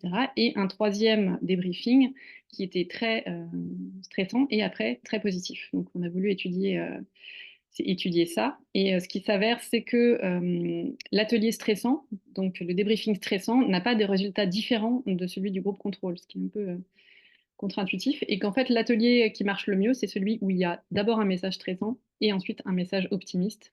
C'est-à-dire, donc, comme tu le disais, Guillaume, tout à l'heure, on va stresser les gens, donc créer un pic émotionnel, et ensuite, on va leur donner les moyens d'agir. Et c'est ça qui marche le mieux. J'ai encore quelques minutes, donc je vais vous parler de la régulation du stress environnemental, qui est un de mes troisièmes sujets de prédilection. Donc, d'abord commencer par dire que donc nous sommes soumis au stress environnemental par les médias ou par l'existence d'événements climatiques extrêmes. Et ça va générer du stress chez à peu près tout le monde. La difficulté, c'est que quand on est soumis à un stress, donc certains d'entre vous doivent connaître les réactions physiques face au stress, on va recevoir des pics d'hormones, notamment du cortisol, alors je suis sûre qu'il y a des médecins dans la salle, donc ne m'en voulez pas si je dis des horreurs, mais en gros, c'est à peu près ça. Le cortisol qui va en fait modifier notre métabolisme et nous amener notamment à une accélération du rythme cardiaque, mais aussi une diminution des fonctions immunitaires ou digestives, par exemple. Ces modifications vont être là pour nous amener à réagir soit en fuyant, soit en luttant, hein, voilà, originellement, c'était à peu près ça. La difficulté, c'est que quand ce cortisol devient trop présent dans le sang ou quand il se chronicise, c'est-à-dire que le stress se chronicise, eh bien, ça va donner des atteintes en matière de santé. Et donc, en psychologie, eh bien, ce qu'on va observer, c'est comment la psychologie humaine va nous amener à réguler notre stress. On va mettre en place des stratégies qui vont nous permettre de réguler notre stress. Et donc, ces stratégies, on les appelle du coping en psychologie. Et en fait, comment ça fonctionne? On va se poser la question, donc, de manière voilà, consciente ou inconsciente, est-ce qu'il y a un problème? Oui. Est-ce que je peux le résoudre? Oui ou non? Puis-je faire quelque chose maintenant? Oui. Et en fonction de est-ce que je peux faire quelque chose pour résoudre le problème ou est-ce que je ne peux pas faire quelque chose pour résoudre le problème, je vais avoir tendance à privilégier soit des stratégies qui vont être orientées sur le problème, c'est-à-dire sur l'action que je peux mener pour résoudre le problème, soit des stratégies qui vont être plutôt orientées vers l'émotion, c'est-à-dire je ne peux rien faire pour résoudre ce problème, donc comment je peux faire pour réduire le niveau d'émotion que je ressens face à ce problème. Et donc, en matière de stress environnemental, le coping orienté vers le problème, ce serait par exemple la recherche d'informations, la recherche de soutien, mais surtout le passage à l'action en matière de modification des comportements. Et des stratégies qui seraient plus orientées vers l'émotion, ce seraient des stratégies qui sont plus orientées par exemple vers la minimisation du problème, les stratégies de déni, ça on peut en parler, hein, parce que c'est quand même un gros sujet, surtout à l'heure actuelle. Par exemple, des stratégies d'optimisme. On va tomber dans un optimisme béat par rapport à ce que peuvent nous apporter les solutions scientifiques, les solutions technologiques, par exemple les puits de carbone, hein, qui n'ont pour l'instant pas démontré qu'ils pouvaient résoudre la question.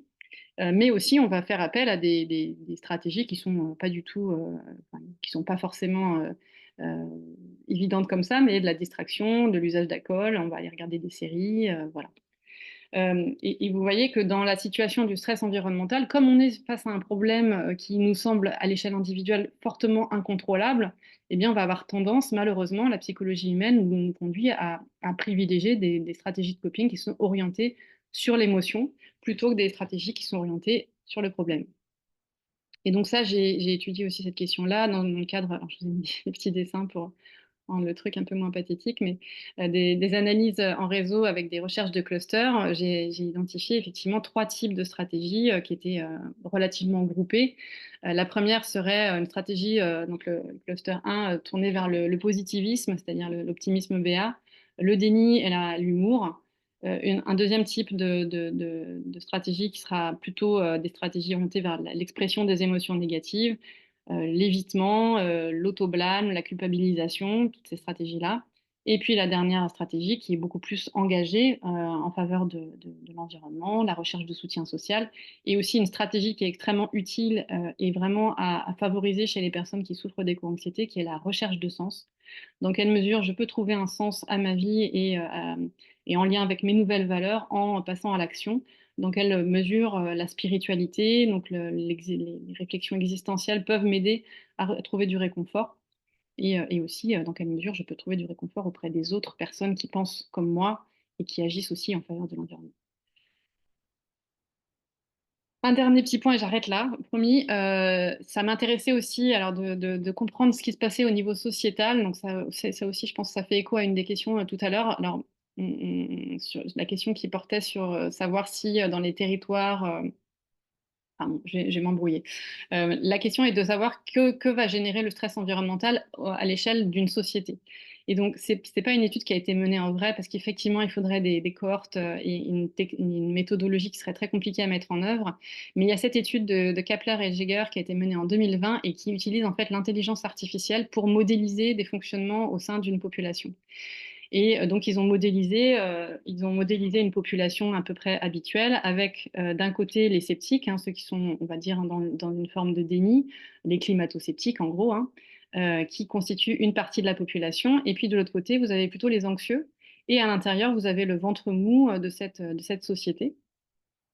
Et donc, dans le cadre de cette étude, ils ont déclenché des messages alarmants sur le changement climatique et ils ont observé ce que ça pouvait donner au niveau de la population.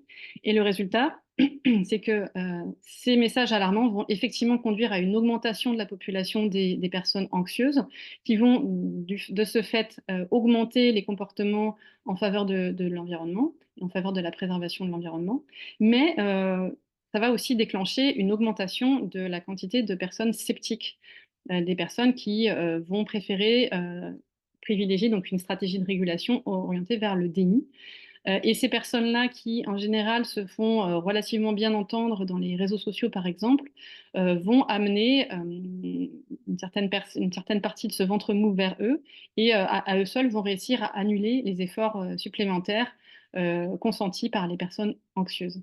Ce que montre cette étude, donc, qui est à prendre avec des pincettes dans la mesure où ce n'est qu'une étude réalisée par l'intelligence artificielle, mais c'est que l'augmentation des messages alarmants va plutôt conduire à une polarisation de la société au niveau des extrêmes. Et malheureusement, c'est un peu ce qu'on est en train de constater aujourd'hui, puisque voilà, une étude récente, une enquête récente menée par EDF en 2022 révèle que plus la crise climatique avance, plus on a une hausse du climato-scepticisme. C'est un peu contre-intuitif, mais vous voyez qu'en 4 ans, on a une hausse du climato-scepticisme de 7 points en France et de 5 points dans le monde. Voilà, je pense que c'est un peu triste de vous laisser sur cette dernière information, mais bon, je suis à disposition pour vos questions si vous en avez, et vous avez aussi mes coordonnées. Voilà. Ne pensez-vous pas que l'éco-anxiété peut n'avoir qu'un effet à court terme sur les comportements, dans la mesure où l'adoption d'un comportement va me permettre de réguler, réduire mon anxiété, ce qui va me pousser à moins agir par la suite? Ce genre d'effet a déjà été montré avec d'autres types d'émotions comme la culpabilité. Le problème, c'est que non, ça ne fonctionne pas comme ça parce que quoi que je fasse, quoi que j'agisse, la crise climatique, elle va continuer enfin, elle n'est pas prête de s'arrêter hein, à l'heure actuelle, surtout en ce moment. Et donc, la tendance en général, c'est qu'on va avoir un comportement, donc une stratégie de résolution de problèmes, ce qu'on appelle en psychologie des stratégies de résolution de problèmes, qui vont nous amener à solutionner le problème et fin de la discussion. Sauf que là, quoi qu'on fasse, on ne va pas résoudre le problème. Donc, plus j'agis et plus je vois que ça sert à rien, plus je vais avoir des niveaux d'éco-anxiété qui vont au contraire augmenter, et plus ça va me confronter à ma propre impuissance et donc ça va plutôt augmenter le niveau d'anxiété. Ceci étant, la personne a quand même raison de dire ce qu'elle dit, parce que ce qui va se passer la plupart du temps, c'est que donc la personne qui va être concernée par l'éco-anxiété va devoir intégrer cette éco-anxiété, l'intégrer à sa vie. C'est ce que je parlais de tous les remaniements identitaires liés à ça. Et dans un deuxième temps, qui va être quand la personne aura en gros traversé cette phase-là, elle va rentrer dans une forme d'éco-anxiété qui est parfois un peu plus supportable. C'est-à-dire qu'elle aura mis des stratégies en face pour pouvoir mieux y résister. Et donc, il y a en général une deuxième phase d'éco-anxiété qui est un peu moins forte, qui est un peu plus chronicisée et qui va faire en sorte qu'il y a des petits pics d'éco-anxiété qui vont apparaître, notamment par exemple au moment des élections américaines, où là, je pense que toutes les personnes éco-anxieuses ont vraiment très mal vécu ce qui s'est passé ces derniers jours. Et puis après, une intégration, et puis on continue à vivre, parce qu'en fait, il faut bien continuer à vivre, on ne va pas s'arrêter de vivre. Je pose encore une question là que je vois ici, et puis ensuite j'en intercalerai une. La fresque du climat amène à augmenter l'éco-anxiété, à modifier les comportements un mois après. Donc au-delà, plus d'effet sur l'éco-anxiété. Et donc, qu'en est-il de la modification des comportements? Est-ce que ça... Donc les comportements se sont améliorés alors je ne l'ai peut-être pas précisé, mais seulement 30% des personnes qui ont participé à la fresque du climat ont fait évoluer des comportements, ce qui est pas non plus énorme, ce qui est déjà pas mal.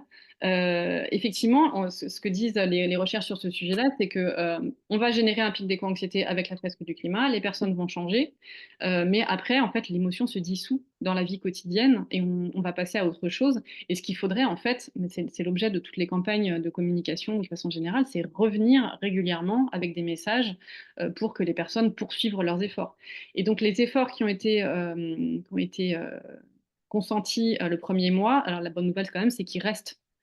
On a juste un aplatissement de la courbe. On n'a pas une diminution, c'est-à-dire les efforts sont consentis et après ils sont abandonnés. On a des efforts qui sont consentis et conservés quand même. Je voulais intercaler une petite question. On parlait du côté pathologique ou non de l'éco-anxiété. Donc, tu avais cité la souffrance et puis les problèmes fonctionnels.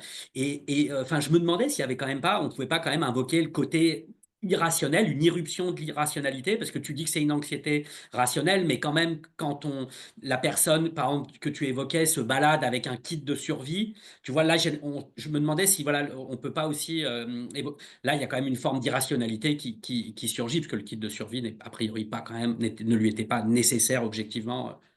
Mm. Donc, est-ce que... C'est un peu une dérive de l'éco-anxiété qu'on appelle le survivalisme, ça, qui amène les personnes à effectivement anticiper un effondrement très brutal. Après, bon, c'est effectivement irrationnel. Maintenant, quand on regarde par exemple la rapidité d'arrivée du Covid sur nous, on était en quelques semaines, on a été confinés, quoi. Donc il y a des crises qui peuvent arriver très brutalement. Alors évidemment, j'imagine pas qu'il y ait un effondrement total du jour au lendemain. Bon voilà, c'est des personnes qui vont chercher à se rassurer de cette manière-là. Effectivement, il y a un petit côté un peu irrationnel qu'on peut travailler en psychothérapie, évidemment. La notion de juste capacité d'action est-elle une notion pertinente pour orienter les personnes souffrant d'éco-anxiété? Alors, je ne connais pas cette notion, mais peut-être la personne peut m'expliquer. Donc, on n'a plus beaucoup de temps, très rapidement, Aurélien, vraiment très synthétiquement. Oui, bonjour, très rapidement. C'est une spécialiste des accompagnements de changement de comportement avec laquelle je travaille pas mal, qui met ça en avant et qui dit, bah, pour éviter soit le syndrome de Dieu, dire bah, je veux tout changer, soit se dire je suis complètement nul, je sers à rien, bah, il faut arriver à trouver sa juste capacité d'action, que ce soit personnellement ou dans le travail. Un exemple pour moi, par exemple, c'est de travailler à l'échelle des collectivités territoriales, ce qui me donne l'impression d'agir et de pouvoir faire quelque chose. Voilà. Merci. Une réaction, Hélène, ou je passe à la prochaine question, comme vous voulez.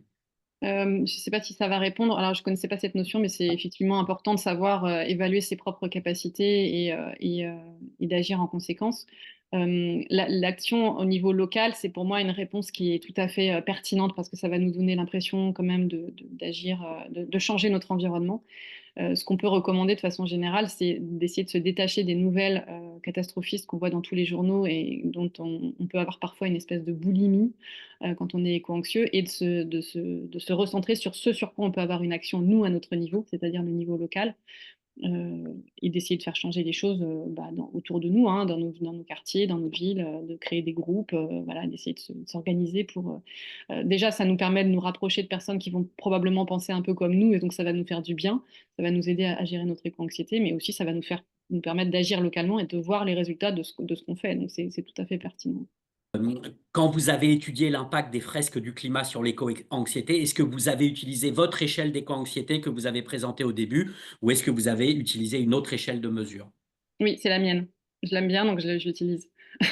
En plus, ça me permet d'étudier l'impact sur les 3 dimensions, en termes d'éco-anxiété. Donc, on peut imaginer, par exemple, que, une personne qui a participé à la fresque va rentrer chez elle et qu'elle va commencer à questionner avec son conjoint: «Oui, mais toi, tu manges toujours de la viande, est-ce qu'on pourrait pas évoluer?» et cetera, et donc ça pourrait générer un peu plus de conflits. Donc ça me paraissait aussi intéressant d'étudier, cette dimension-là qui, alors je vais pas faire ma pub, mais cette dimension-là, relationnelle, elle est très présente dans le discours des éco-anxieux et elle n'apparaît nulle part dans aucune des autres échelles. Mmh. Et les questions continuent d'affluer. Pensez-vous que la pression de l'entourage est aussi une source d'éco-anxiété du fait qu'un entourage engagé peut voilà, avoir une influence? Oui, les familles où il y a on est très, très en lien avec des valeurs, hein. De toute façon, les valeurs sont vraiment ce qui va prédéterminer, le niveau d'éco-anxiété, au même titre que la connexion à la nature dont on parlait tout à l'heure d'ailleurs. Si on a une famille qui fait beaucoup plus d'efforts, en faveur de ces questions-là, et ben, on va aussi, naturellement, s'inscrire davantage dans ces questions-là. Mm. Si on a une famille qui, en a rien à faire, et ben, on va probablement être moins éco-anxieux parce qu'on va aussi suivre les valeurs familiales et on va aussi suivre les manières de réguler le stress de la famille. Et donc, si la famille est dans le déni, on va probablement avoir plus tendance à l'être. Mais c'est pas toujours le cas. C'est pas toujours le cas, et c'est là qu'on a la conflictualité qui apparaît, et notamment, moi j'ai des personnes, des parents qui m'ont amené leur enfant parce qu'ils n'en pouvaient plus que les enfants questionnent, requestionnent toute leur manière de faire, et c'était très intéressant. Et moi derrière, je disais aux enfants aussi continuer. Bonjour à tous, je suis ravi de clore cette session sur les liens entre la santé mentale et le dérèglement climatique. Et je vais me focaliser pour cette présentation sur la partie de l'action et d'une partie des solutions de l'adaptation, puisque comme on l'a dit, le problème maintenant est enclenché et sauf à inventer une machine à remonter dans le temps, a priori, il n'y a aucune technologie qui nous permettra de résoudre le problème, c'est-à-dire de revenir en arrière, puisque les millions de tonnes de carbone ont été libérées dans l'atmosphère et ce n'est que l'une des limites planétaires qui a été dépassée. Et donc, c'est pour ça que j'insistais au moment de la préparation de ce colloque sur le fait qu'il ne fallait pas se limiter que au dérèglement climatique, mais c'est ce qui nous réunit aujourd'hui. Donc, comme on l'a dit, c'est bien normal de développer de l'éco-anxiété quand on vit dans un monde dans lequel Antonio Guterres, qui est le président de l'ONU, nous dit que nous avons ouvert les portes de l'enfer, dans un monde dans lequel l'eau de pluie est contaminée par les plastiques éternels et qu'on commence à retrouver ces plastiques dans le corps humain et notamment en 2024, une étude qui a fait grand bruit dans des pénis humains. Donc peut-être que le patriarcat va se sentir concerné. Et puis donc on l'a vu plus récemment avec les événements qui se sont passés en Espagne. Et donc on l'a bien souligné au cours des 2 premières présentations. Ce sont les mêmes personnes qui disent il faut que les pluies cessent et qui prennent l'avion pour partir en vacances pour couper l'hiver. Donc, pour moi, la vraie pathologie, on l'a suggéré, hein, c'est l'éco-déni et pas l'éco-anxiété. Et donc, ça, je pense que c'est un problème hein, qui a été abordé dans les 2 premières présentations, c'est le risque et ça a bien été dit, hein, de psychiatriser ou de pathologiser. Et d'ailleurs, je précise que j'ai été présenté comme le volet psychiatrique suite au volet santé publique et psychologique, mais en fait, je suis aussi dans le volet psychologique car psychothérapeute et aussi dans le volet santé publique car chercheur en santé publique. Et là, je vous présente des résultats d'études que nous avons fait avec Guillaume Chevance, qui a présenté donc la première partie, qui ne sont pas encore publiés et qui nous montrent que l'intensité énergétique, c'est-à-dire l'énergie que nous dépensons par habitant, n'a permis que d'améliorer qu'une partie de notre santé, c'est la partie qui concerne les maladies infectieuses transmissibles, avec notamment par exemple les vaccins, l'hygiène, la création de circuits d'eau potable, mais que notre énergie, il y en a une grande partie que nous utilisons de façon à détruire notre santé, en fait, avec une augmentation des maladies chroniques. Et donc, par exemple, hein, les exemples les plus évidents, c'est l'augmentation de la sédentarité Donc le temps passé assis ou couché, qui n'est pas la même chose que le manque d'activité physique, hein, j'insiste là-dessus aussi, parce que c'est des choses qui ne sont pas toujours intégrées dans la population. Et donc on peut d'un côté lutter contre la sédentarité en essayant par exemple de travailler debout. Donc au moment où je vous parle, je suis debout. Et j'ai assisté debout à toute cette présentation. Et d'un autre côté, développer son activité physique, notamment avec les transports actifs, on y reviendra. Ce que l'on constate au niveau des sociétés modernes, c'est qu'il y a une relation exponentielle entre l'énergie dépensée par les systèmes de santé et le coût de l'empreinte environnementale à tout point de vue, c'est-à-dire à la fois en émissions carbone, mais aussi en coût d'extraction de métaux, par exemple, d'épuisement des ressources de la planète et qu'à un moment donné, il va bien falloir se poser la question de où est-ce qu'on s'arrête, en fait, quand on voit le coût démesuré énergétique qu'on gagne pour gagner quelques points dans des indices de qualité des systèmes de santé. Puis une autre question donc ça fait le tour du monde, ces résultats, parce qu'en fait, il y a des pays dont on voit qu'ils sont sous la courbe noire, donc en fait, qui s'en sortent beaucoup mieux que d'autres dans le lien de l'optimisation entre l'énergie dépensée par le système de santé et donc des paramètres d'accès aux soins et de qualité des soins. Donc ça génère énormément de réflexion dans l'organisation des soins. Et une autre chose qui nous interpelle aussi, c'est qu'on pourrait se dire qu'on est censé être en meilleure santé mentale, puisque c'est ce qui nous réunit aujourd'hui. Donc santé mentale, stress, anxiété, dépression, troubles de concentration, troubles du sommeil, déclin cognitif. On devrait être en meilleure santé mentale dans des pays qui dépensent plus d'énergie pour notre santé. Et on voit que ce n'est pas le cas, puisqu'en fait, il y a des corrélations. Alors, corrélation n'est pas causalité, mais ça interpelle quand même. C'est-à-dire que plus le pays dépense de l'énergie pour sa santé, et plus il y a des troubles du comportement alimentaire qui apparaissent, plus il y a des troubles de l'attention, et plus il y a des troubles addictifs qui augmentent, et donc avec tout type d'addiction à des substances. Donc, c'est des phénomènes qui ouvrent la réflexion sur la façon dont nous utilisons cette énergie. Alors, maintenant, pour passer concrètement à l'action en se basant sur, par exemple, des établissements, des systèmes de soins, parce que les systèmes de soins, c'est environ 8% des émissions de carbone, donc c'est un énorme poste de dépenses. Et donc, il y a des débats autour des proportions relatives de chaque poste, mais globalement, on va se focaliser sur quelques grands postes d'émission par les établissements de santé, par exemple. Et donc, notamment, il y a la question des médicaments. Les médicaments, donc, il y a des analyses de cycle de vie, les ACV, qui sont très complexes. On a beaucoup de mal, comme les médicaments sont produits au niveau mondialisé, et vous avez suivi comme moi la réflexion autour des tensions qui concernent des médicaments. Et donc, il y a eu tout le sujet récent du Doliprane avec Sanofi. Donc, les médicaments ont des bilans carbone probablement explosifs, mais qu'on n'arrive pas à quantifier. Donc, on sait juste en fait que c'est une énorme source d'émissions de carbone. Et en psychiatrie, donc je suis docteur en psychiatrie, en biologie moléculaire et cellulaire. En psychiatrie, il y a un vrai courant qui est en train d'émerger, et notamment dans la génération 30-50 ans, sans vouloir stigmatiser des personnes, mais c'est juste une observation, qui est la question de la déprescription, en fait. C'est-à-dire qu'en fait, pendant les études de psychiatrie, on nous apprend à prescrire, on ne nous apprend pas à déprescrire. Et donc, c'est un vrai champ de recherche maintenant qui est porté entre autres par le professeur Fabrice Varna à Strasbourg et donc, il y a maintenant des guides cliniques pour déprescrire les antidépresseurs, déprescrire les anxiolytiques, puisque vous le voyez ici, 40% des patients actuellement qui débutent un traitement par benzodiazépine, donc des anxiolytiques, ne l'arrêteront jamais.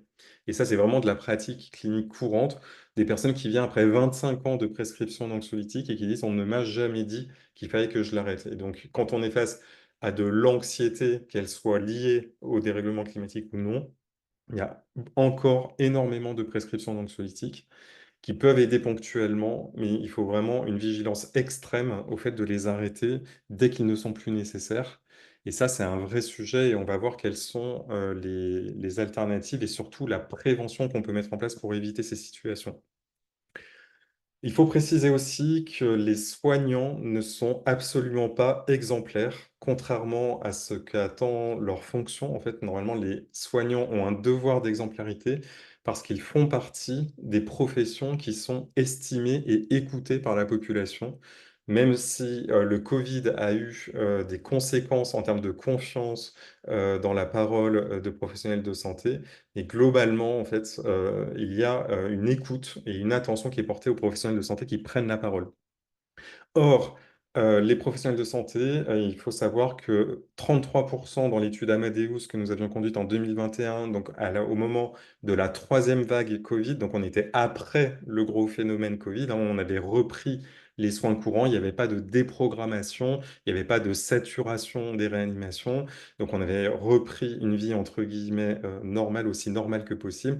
Et donc là, on avait 33% des soignants qui répondaient aux caractéristiques cliniques d'un épisode dépressif. 80% d'entre eux rapportaient avoir déjà fait un épisode dépressif au cours de leur vie. Et parmi ceux qui répondaient aux critères d'une dépression caractérisée, il n'y en avait que 23% qui prenaient un antidépresseur et 13% qui avaient un suivi psychiatrique, qui sont normalement deux des piliers de la prise en charge avec le suivi psychothérapique. Donc ça veut dire que les soignants sont mal soignés en fait pour leur santé mentale et pour d'autres critères de santé aussi physiques. Ils font peu d'activité physique et ils ont aussi des forts taux de surpoids et d'obésité.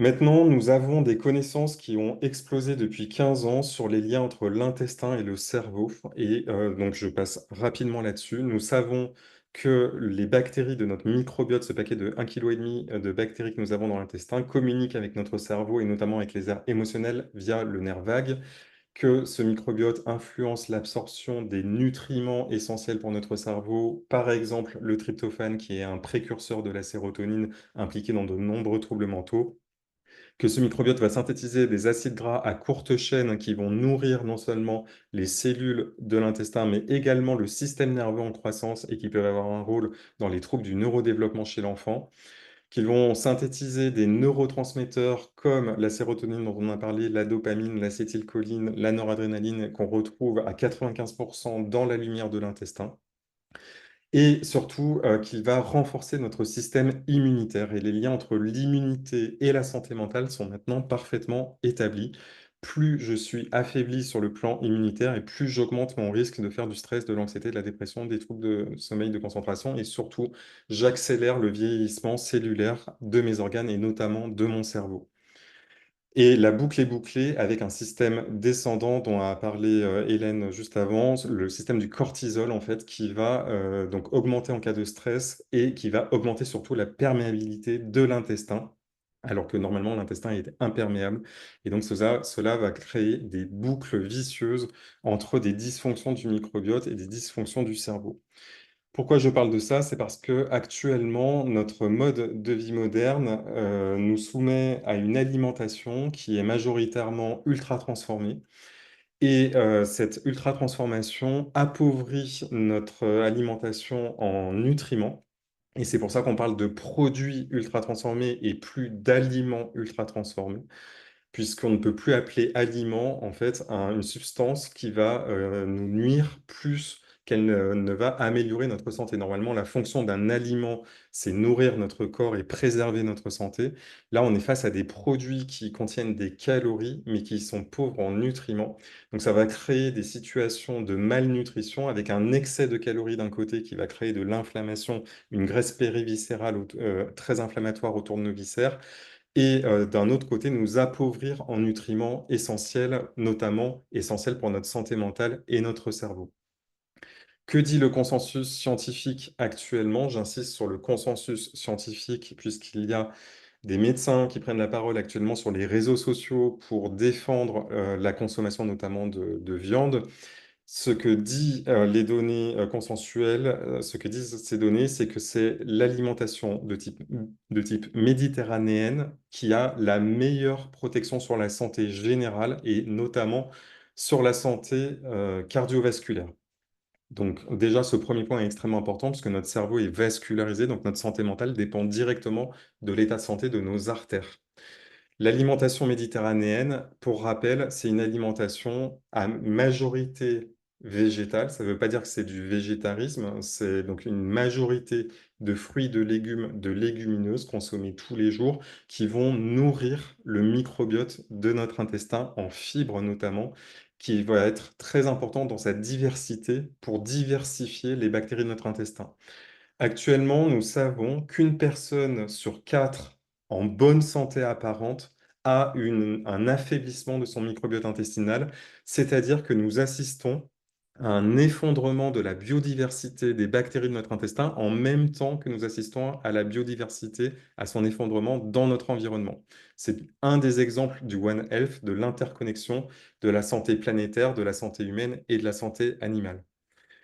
Et donc, dans cette alimentation méditerranéenne, on voit que la viande et le poisson sont réduits à quelques portions par semaine. Et notamment en France, nous savons que nous consommons 3 fois trop de viande, puisque les chiffres de 2021 montraient que la consommation moyenne par tête était de 1,6 kg de viande, alors que les recommandations de santé sont de 500 grammes par semaine. Donc, j'insiste, là, on est sur des recommandations de santé, pas sur des recommandations environnementales. Et on voit que la majorité des personnes ne suivent pas les recommandations de santé. Ça va être très important pour la suite de notre réflexion. Il est démontré maintenant par des études interventionnelles que l'alimentation méditerranéenne améliore les symptômes de dépression chez les personnes dépressives. Ici, vous voyez une méta-analyse qui a été publiée en 2024 avec 5 essais contrôlés randomisés. Ce que montre cette méta-analyse, c'est qu'il y a un effet significatif, mais qu'il y a aussi une très forte hétérogénéité d'intervention, ce qui veut dire qu'il y a des personnes qui vont beaucoup répondre à l'intervention et d'autres pas du tout, ce qui est logique puisque finalement, quand on regarde la définition actuelle de la dépression, on a plus de 150 formes différentes de combinaisons de symptômes et que surtout, il faut aller au niveau de l'étiologie, c'est-à-dire que derrière le même phénotype dépression, on va avoir des causes différentes. Si vous souhaitez participer à cette recherche sur les liens entre la nutrition, l'activité physique et la santé mentale, actuellement, nous diffusons l'étude alimentale 2, parce que c'est la phase 2, donc nous sommes en train d'analyser les données de la phase 1 et nous cherchons des personnes pour participer à la phase 2. Vous pouvez taper Alimental 2 et Framaform, par exemple, et vous trouverez le lien de l'étude ou me contacter sur les réseaux sociaux. Actuellement, vous avez suivi comme moi les débats politiques qui ont lieu à l'Assemblée nationale autour de la taxation des produits ultra transformés trop riches en sucre ajouté. Et vraiment, pour moi, ce serait une catastrophe sanitaire si cette proposition de loi n'allait pas à son terme. Donc j'espère vraiment de tout cœur que le système politique ne va pas entraver, à mon sens, cette proposition de loi qui est absolument capitale. Il est important de se mettre tous d'accord sur le fait que, contrairement à ce qui m'avait été enseigné il y a 20 ans dans mes études de médecine, on ne peut plus dire actuellement que l'alimentation, même saine, entre guillemets, suffit à nourrir nos cerveaux. Pourquoi? Je vais prendre 2 exemples qui ne sont pas la totalité des exemples, hein, mais il fallait aller au plus important, au plus prévalent. Il faut commencer par rappeler que 80% des individus ne parviennent pas à atteindre les objectifs de ce qu'on appelle une alimentation saine. Donc il faut arrêter dans les messages de santé publique aussi de donner des messages où 80% des personnes n'arrivent pas à les atteindre, parce que ça développe le sentiment d'impuissance et de culpabilité, et c'est le contraire de ce qu'on veut, puisque comme on l'a dit précédemment, on veut un sentiment d'efficacité adapté aux possibilités de la personne. On a parlé des conflits, par exemple, au sein des familles, autour de l'alimentation. Et donc, il faut proposer des solutions adaptées aux situations des personnes et pas des vœux pieux impossibles à atteindre. Actuellement, concernant les oméga 3, par exemple, nous avons des recommandations françaises très exigeantes et à juste titre, hein, qui sont émises par l'ANSES, de consommer 250 mg de DHA et 250 mg d'EPA par jour. Ici, vous voyez les prévalences des carences en oméga 3 dans le monde. Ça a été basé sur des études de cardiologie avec des dosages sanguins. Et vous voyez en fait qu'il y a plus de 80% de la population mondiale qui n'atteint pas les objectifs d'une bonne santé cardiovasculaire si on se base sur les taux d'oméga 3 qu'on dose dans les globules rouges. Des oméga 3, c'est des acides gras essentiels qu'on ne peut pas synthétiser, qui vont assouplir nos artères, mais aussi, surtout, qui vont nourrir nos neurones. Le DHA, c'est 50% des lipides des neurones.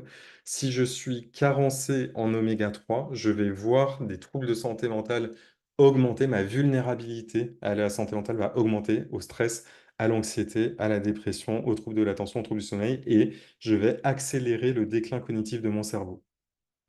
Alors pourquoi est-ce qu'on ne peut pas dire qu'il suffit de manger des sardines pour avoir les apports en oméga 3 suffisants? C'est un message qu'on entend de la part d'un médecin généraliste très médiatisé actuellement. Alors ce n'est pas possible pour de multiples raisons, je ne vais pas toutes les évoquer, mais on peut déjà signaler que plus de la moitié des poissons qui sont consommés actuellement sont des poissons d'élevage et que pour des raisons économiques, les poissons d'élevage sont maintenant majoritairement nourris avec des huiles et des farines végétales qui ne contiennent pas de DHA.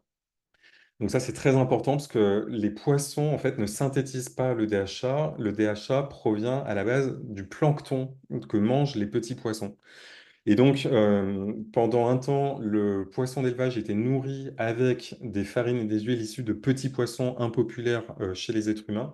Et maintenant, en fait, le stock global de DHA n'a pas augmenté et le stock de poissons sauvages non plus, parce que sinon, on va vider les océans. Vous voyez que depuis les années 80, le stock de poissons sauvages n'augmente pas alors que la population mondiale, elle, augmente. Donc, si on dit en message de santé publique à tout le monde, mangez du poisson, et notamment du poisson gras, même une portion par semaine, ce qui est insuffisant pour atteindre les objectifs d'oméga 3, même avec cette recommandation-là qui paraît simple, en fait, il faudrait 7 fois plus de poissons que ce qu'on en a actuellement en stock pour nourrir les cerveaux de l'humanité. Donc, il faut vraiment, quand on fait des messages de santé publique, penser à la santé planétaire, et ça, je le dis avant tout pour nous, le corps médical. Les algues sont la solution. Actuellement, en fait, l'origine du DHA, donc vous l'avez compris, l'insuffisance en DHA, c'est la plus masquée de toutes les insuffisances mondiales. En fait, on a beaucoup parlé, par exemple, du fer, à juste titre, hein, il y a des problèmes d'anémie, la carence, l'anémie, on a beaucoup de risques, par exemple, chez les femmes enceintes pour le développement du nourrisson. On est OK là-dessus. Par contre, aucune politique de santé planétaire, notamment au niveau de l'OMS, ne prend en compte les insuffisances en DHA, malgré les chiffres que je vous ai présentés. Et il n'y a pas d'explication à ça, mais c'est probablement pas anodin. Une des solutions, enfin même la solution, en fait, la seule, puisque c'est l'origine du DHA, c'est d'aller directement au niveau de l'algue qui synthétise le DHA. Donc ici, vous voyez Schizochytrium, que l'on peut synthétiser de façon industrielle, couverte, ce qui permet de se prémunir des métaux lourds, puisque l'autre problème quand on mange beaucoup de poissons, c'est qu'on va manger, vous avez vu le scandale qui est autour du thon, en fait, il y a 2 semaines, qui a été diffusé dans les médias, que le thon que l'on consomme en conserve contient énormément de métaux lourds, notamment de cadmium et de méthylmercure, qui vont se stocker dans le cerveau et détruire nos neurones, accélérer le vieillissement, y compris aussi d'autres organes de notre corps. Et donc, manger du poisson devient problématique pour la santé, alors que c'était un aliment qui était perçu comme un bon aliment pour la santé. Maintenant, le bénéfice et le risque sont vraiment à mettre dans la balance. Et ça, c'est parce qu'on a vraiment empoisonné notre environnement. Donc, et en plus de tout ça, il y a les plastiques éternels qui arrivent aussi dans la problématique et qui commencent à peine à être étudiés dans les études de santé. Donc, pour toutes ces raisons-là, mon point, c'est qu'on pourrait développer en quantité le DHA issu des algues et que la meilleure façon d'amener le DHA au cerveau, c'est l'encapsulation, c'est la gélule, plutôt que des aliments fortifiés dont finalement il va y avoir beaucoup de gaspillage, de déperdition. Et notamment quand on consomme des gros poissons gras comme le saumon et le thon, en fait 90% du DHA est perdu dans la chaîne alimentaire, c'est ce qu'on appelle les pertes trophiques. Donc autant aller directement à la source du DHA, c'est ce que je propose. Un autre exemple qui est vraiment marquant, c'est l'exemple de la vitamine D. Il y a des personnes qui disent encore qu'il n'y a rien qui marche dans le Covid, alors qu'il y a une méta-analyse qui a montré, avec toute la rigueur nécessaire pour les méta-analyses, que la supplémentation en vitamine D était associée à moins d'infections Covid et moins d'admissions en unité de soins intensifs pour Covid. Donc, on a cette fameuse molécule, on a beaucoup parlé de l'hydroxychloroquine et d'autres molécules. Là, on a une molécule qui n'a aucun effet indésirable, qui est disponible, qui n'est pas en tension et qu'on peut prescrire. L'ANSES et la CPAM, la Caisse primaire d'assurance maladie, nous disent qu'il faut supplémenter. L'ANSES a publié 3 rapports en 2012, 2015, 2021. Tous ces rapports disent que l'insuffisance en vitamine D, elle est extrêmement prévalente en France, que 100% des gens n'ont pas les apports alimentaires suffisants en vitamine D, qu'il en faudrait pour couvrir les besoins de 97% de la population 15 microgrammes par jour, alors que les femmes en ont en moyenne 3 et les hommes 5. Donc on est entre 3 et 5 fois moins que ce qu'il faudrait pour avoir la couverture en vitamine D suffisante. Et surtout, mon point, c'est qu'il faut sortir de la logique de la cure, parce qu'actuellement, ce qu'on attend, c'est d'avoir des problèmes de santé pour avoir une prescription éventuelle pour les médecins qui sont sensibilisés au sujet, une supplémentation avec des doses très élevées, alors qu'en fait, on devrait prendre de la vitamine D tous les jours parce que notre alimentation ne suffit pas à nous la fournir et que l'exposition au soleil ne suffit pas non plus la majeure partie du temps. Pour avoir des niveaux de vitamine D suffisants, il faut être exposé sur une partie significative du corps, c'est-à-dire le torse, pendant 25 minutes en milieu de journée, en juillet et août. Donc la plupart d'entre nous n'atteignons pas en fait ces objectifs d'exposition au soleil. Et donc ça, tout ça est documenté dans l'étude 1K3 qui avait été conduite en France, qui montrait les insuffisances d'apport alimentaire malgré les produits enrichis en vitamine D, que sont par exemple les produits laitiers. Ça ne suffit pas à enrayer ces insuffisances de vitamine D. Et une des prises de conscience, c'est que le cerveau ne peut pas faire de stock. Donc, on ne peut pas dire j'ai pris mes 3 ampoules en novembre, décembre, janvier, je suis tranquille pour le reste de l'année. C'est ce que font la majorité des praticiens actuellement. Mais ce n'est pas logique parce qu'en fait, le reste de l'année, nous avons besoin également de vitamine D et notamment pour la régulation du système immunitaire. C'est une hormone stéroïdienne qui va influencer le système immunitaire et la santé mentale. Et maintenant, nous avons une méta-analyse en parapluie, c'est le plus haut niveau de preuve, donc une collection de méta-analyses qui confirme l'efficacité de la vitamine D en supplémentation dans la dépression. Tout ce que je vous dis figure dans des recommandations internationales pour la pratique de la psychonutrition publiées en 2022. Donc ce n'est pas mon opinion, ce n'est pas quelque chose électron libre, ce sont des recommandations internationales de la Fédération mondiale de psychiatrie biologique, la WFSBP, en collaboration avec la CANMAT, l'Association canadienne pour les traitements des troubles anxio-dépressifs. Donc tout ça est parfaitement validé par des chercheurs de 15 pays différents, 31 chercheurs de 15 pays qui représentaient à la fois l'Occident et l'Orient, parce que justement il y avait un trop fort tropisme et en Occident nous sommes trop peu sensibilisés à ces données et pour établir les recommandations de prescription en santé mentale. Et donc, nous avons dans ces guides des niveaux de preuve et les oméga 3 que je vous ai présentés et la vitamine D actuellement ont le plus haut niveau de preuve pour la prescription. Il y a d'autres nutriments qui ont prouvé leur efficacité sur lesquels je vais passer c'est le zinc, le méthylfolate et les probiotiques. Il y a encore d'autres nutriments qui seraient intéressants à explorer, mais nous manquons de temps aujourd'hui. Rappelons aussi que nous sommes dans une société de consommation et que ça pose un problème quand on démontre, par exemple, dans une méta-analyse, que le jeûne thérapeutique, c'est-à-dire diminuer l'absorption des calories en dessous de 500 kilocalories par jour sous contrôle médical, j'insiste, il ne faut pas le faire tout seul chez soi, sous encadrement médical, diminue le stress, l'anxiété et la dépression.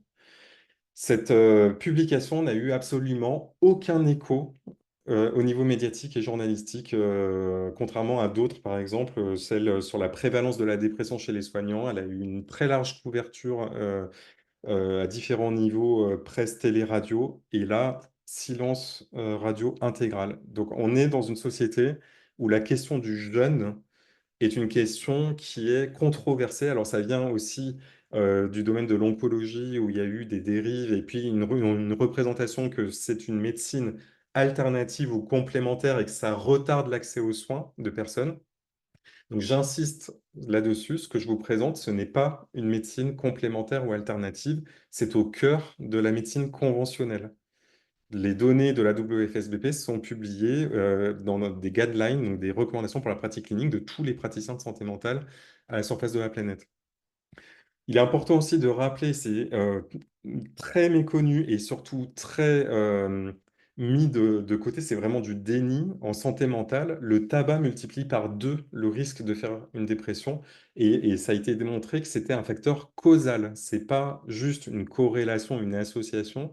Il y a des études en randomisation mendélienne qui montrent que c'est un facteur causal de déclenchement de dépression. Les fumeurs déclenchent plus de dépression que les non-fumeurs.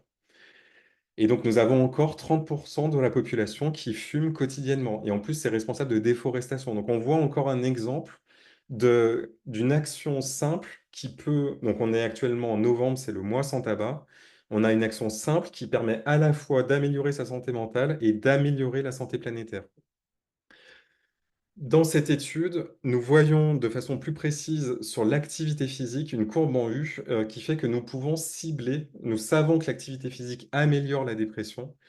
Et quand on est en état de dépression, on manque de motivation. Et donc, c'est là où c'est important d'arriver à accompagner le changement de façon efficace. Et il y a plein d'équipes hyper efficientes pour accompagner donc, ce qu'on appelle l'activité adaptée, mais qui est trop peu mise en place par méconnaissance ou par manque de temps dans les équipes de santé mentale actuellement. Et donc, nous avons des mètres, les équivalents métaboliques que nous pouvons calculer. Et nous savons maintenant qu'un objectif entre 20 et 40 mètres par semaine est l'objectif idéal à atteindre, donc avec un optimum à 25 pour protéger sa santé mentale.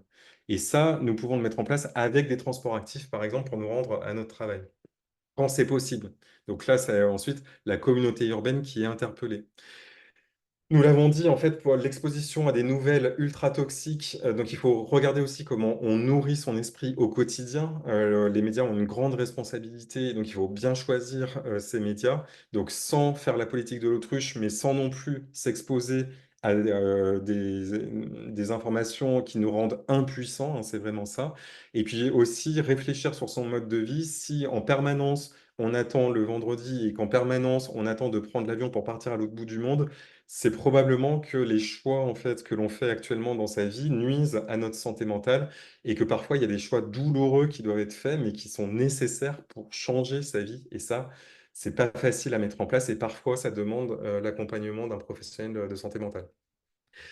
L'autre chose aussi, c'est que je tenais à rappeler que quand on parle de décroissance, c'est un mot qui n'a pas été employé aujourd'hui, mais qui est quand même en sous-bassement dans l'action, en fait, hein, parce que beaucoup des actions, en fait, c'est pas de faire des choses en plus, c'est d'arrêter de faire des choses que nous faisons, en fait. Donc, théoriquement, ça demande moins d'efforts, en fait, d'être dans l'action pour la transition environnementale. Donc, par exemple, arrêter de prendre l'avion, arrêter de prendre sa voiture, mais bien sûr, ça demande un effort dans l'adaptation ensuite. Et donc, par contre, on a une croissance infinie aussi de choses qui ne coûtent rien à notre planète, et notamment à l'imagination. Donc voilà, je voulais rendre hommage à toutes les personnes qui nourrissent notre imagination et qui font que le plus grand des voyages, c'est le voyage intérieur. Je voulais aussi, pour terminer sur des notes d'espoir, rappeler que dans l'étude Amadeus que j'ai présentée chez les soignants, le meilleur facteur de protection contre la dépression, c'est les relations de confiance, ce qu'on appelle le soutien émotionnel entre collègues. Et donc, par opposition au soutien professionnel, ce n'est pas une assistance technique, c'est une assistance émotionnelle. C'est le fait de pouvoir sentir qu'on peut compter émotionnellement sur ses collègues. Donc, on a parlé des liens qui nous unissent et effectivement, c'est une des clés. Et je souhaitais terminer par cette phrase de Pablo Servigne dont nous avons parlé précédemment. Les personnes les plus engagées sont les plus heureuses. Je vous remercie pour votre attention. La carence constatée sur l'apport en DHA se retrouve-t-elle au niveau symptomatique fonctionnel? Alors, donc, en fait, donc, on a un indice d'oméga 3 qui est calculé dans les globules rouges. C'est le rapport entre la quantité d'oméga 3, donc EPA, DHA, de la membrane, sur la totalité des lipides de la membrane. Pour avoir le niveau optimal de protection de santé cardiovasculaire, c'est-à-dire être protégé des infarctus et des AVC ischémiques, il faut dépasser 8%. Et en fait, 80% des personnes dans le monde n'atteignent pas ce chiffre des 8%. Et c'est des études épidémiologiques sur plusieurs milliers de personnes dans chaque pays, avec des échantillons représentatifs tirés au sort, etc. Enfin, toutes les caractéristiques des études épidémiologiques. Et oui, il a été démontré que les taux d'oméga 3 sont corrélés à plus de risques de dépression. Et à l'inverse, la supplémentation en oméga 3 a prouvé son efficacité dans l'amélioration des symptômes de dépression chez les personnes dépressives en adjonction aux antidépresseurs, ce qui veut dire que les deux ensemble sont efficaces et synergiques, et en monothérapie dans les dépressions avec surpoids et ou inflammation, parce qu'en fait, les oméga 3 ont une action anti-inflammatoire. Est-ce que là, on Et par distingue DHA et DHA dans ces études de supplémentation ou pas? Pardon? Est-ce qu'on distingue la DHA et le PA dans ces études de Donc, supplémentation? dans la dépression caractérisée, c'est l'EPA à plus d'1 gramme par jour qui a prouvé son efficacité. Et dans les études sur le déclin cognitif, c'est les deux, en fait, qui ont montré une efficacité sur la prévention du déclin cognitif. Juste pour dire, on a eu précédemment une séance sur l'alimentation, donc ça aurait été aussi sympa de pouvoir interagir avec les collègues. Voilà. Et là, par exemple, tout ce que tu présentais aujourd'hui sur la vitamine D, les oméga 3, on est aligné aussi sur ce que les préconisations, par exemple, de ce groupe en France qui s'appelle l'EREN, l'équipe de recherche en épidémiologie nutritionnelle. Par exemple, je me souviens de l'étude Suvimax, qui a vraiment été une étude célèbre de supplémentation voilà, alimentaire. Et je vois par exemple que la vitamine D ne faisait pas partie des vitamines et des antioxydants. Et je ne sais pas ce qu'il en est pour les oméga 3. Donc, est-ce que par exemple, est-ce que voilà, ce que tu expliques fait consensus avec ces chercheurs-là, où il peut y avoir des différences de vue, tu vois, pour bien avoir savoir Alors, je ne connais pas en leur vouloir polémiquer. en fait. Par contre, je sais que le consensus n'existe pas actuellement dans le corps médical, puisqu'en fait, les pédiatres et les psychiatres connaissent et recommandent en fait la supplémentation en vitamine D. Par contre, les généralistes et les rhumatologues semblent beaucoup moins favorables parce qu'en fait, chacun regarde du côté de sa pathologie. J'en discutais avec un des médecins de l'ONAV, l'Observatoire national de l'alimentation végétale, et qui m'a dit, Guillaume, je suis désolé, dans mon rapport sur la vitamine D, j'ai complètement oublié la santé mentale. Donc en fait, la vitamine D, elle a été développée initialement sur la question de la santé osseuse. Et donc en fait, là, les rhumatologues et les généralistes disent ça ne sert pas forcément à grand-chose dans beaucoup de situations et donc ils alertent là-dessus. Par contre, nous, en santé mentale, les chiffres, alors c'est l'ANSES qui le dit, hein, donc ce n'est pas mon opinion, donc c'est des données épidémiologiques françaises répétées, parce qu'elle l'a répété dans 3 rapports 2012, 2015 et 2021, que les prévalences d'insuffisance en vitamine D sont telles qu'il est recommandé de ne pas la doser et de supplémenter directement. Sachant qu'en plus, quand on passe la porte d'un cabinet médical, on est déjà une population à risque en fait. On n'est même pas encore dans la population générale. En fait, le fait d'aller consulter un médecin, on est déjà sélectionné dans la population générale. Donc, et si en plus on va voir un psychiatre, c'est 100% de mes patients qui ont des oméga 3 et de la vitamine D. Même quelqu'un demandait des précisions sur l'étude sur le jeûne et la santé mentale. Je ne comprends pas l'idée et la conclusion qu'il en est En faite. fait, c'est une méta-analyse, elle est en libre accès, hein, donc tout le monde peut avoir accès à la totalité de l'étude. Donc simplement, en fait, on a combiné toutes les études d'intervention où on fait jeûner un groupe, donc jeûne thérapeutique, donc on diminue les apports caloriques à moins de 500 kilocalories par jour, versus un groupe qui continue en fait son alimentation, et il y a une randomisation, et on constate en fait que les groupes qui jeûnent ont une diminution de leur stress, de leur anxiété, de leur dépression, et parfois de façon assez rapide et spectaculaire. Moi, c'est comme ça que je suis rentré dans la psychonutrition, en constatant, c'était des collègues allemands qui avaient publié des données chez des personnes qui avaient des polyarthrites rhumatoïdes et qui montraient en fait que les niveaux d'anxiété et de dépression diminuaient de façon spectaculaire en 48 heures, alors qu'aucun antidépresseur n'arrivait à faire ça. Et donc en fait, il y a des mécanismes qu'on appelle la sanogenèse, en fait l'activation des corps cétoniques, notamment dans le cerveau, qu'on peut retrouver avec l'alimentation cétogène aussi. Enfin voilà, il y a plein de choses sur lesquelles je pourrais aussi continuer longtemps.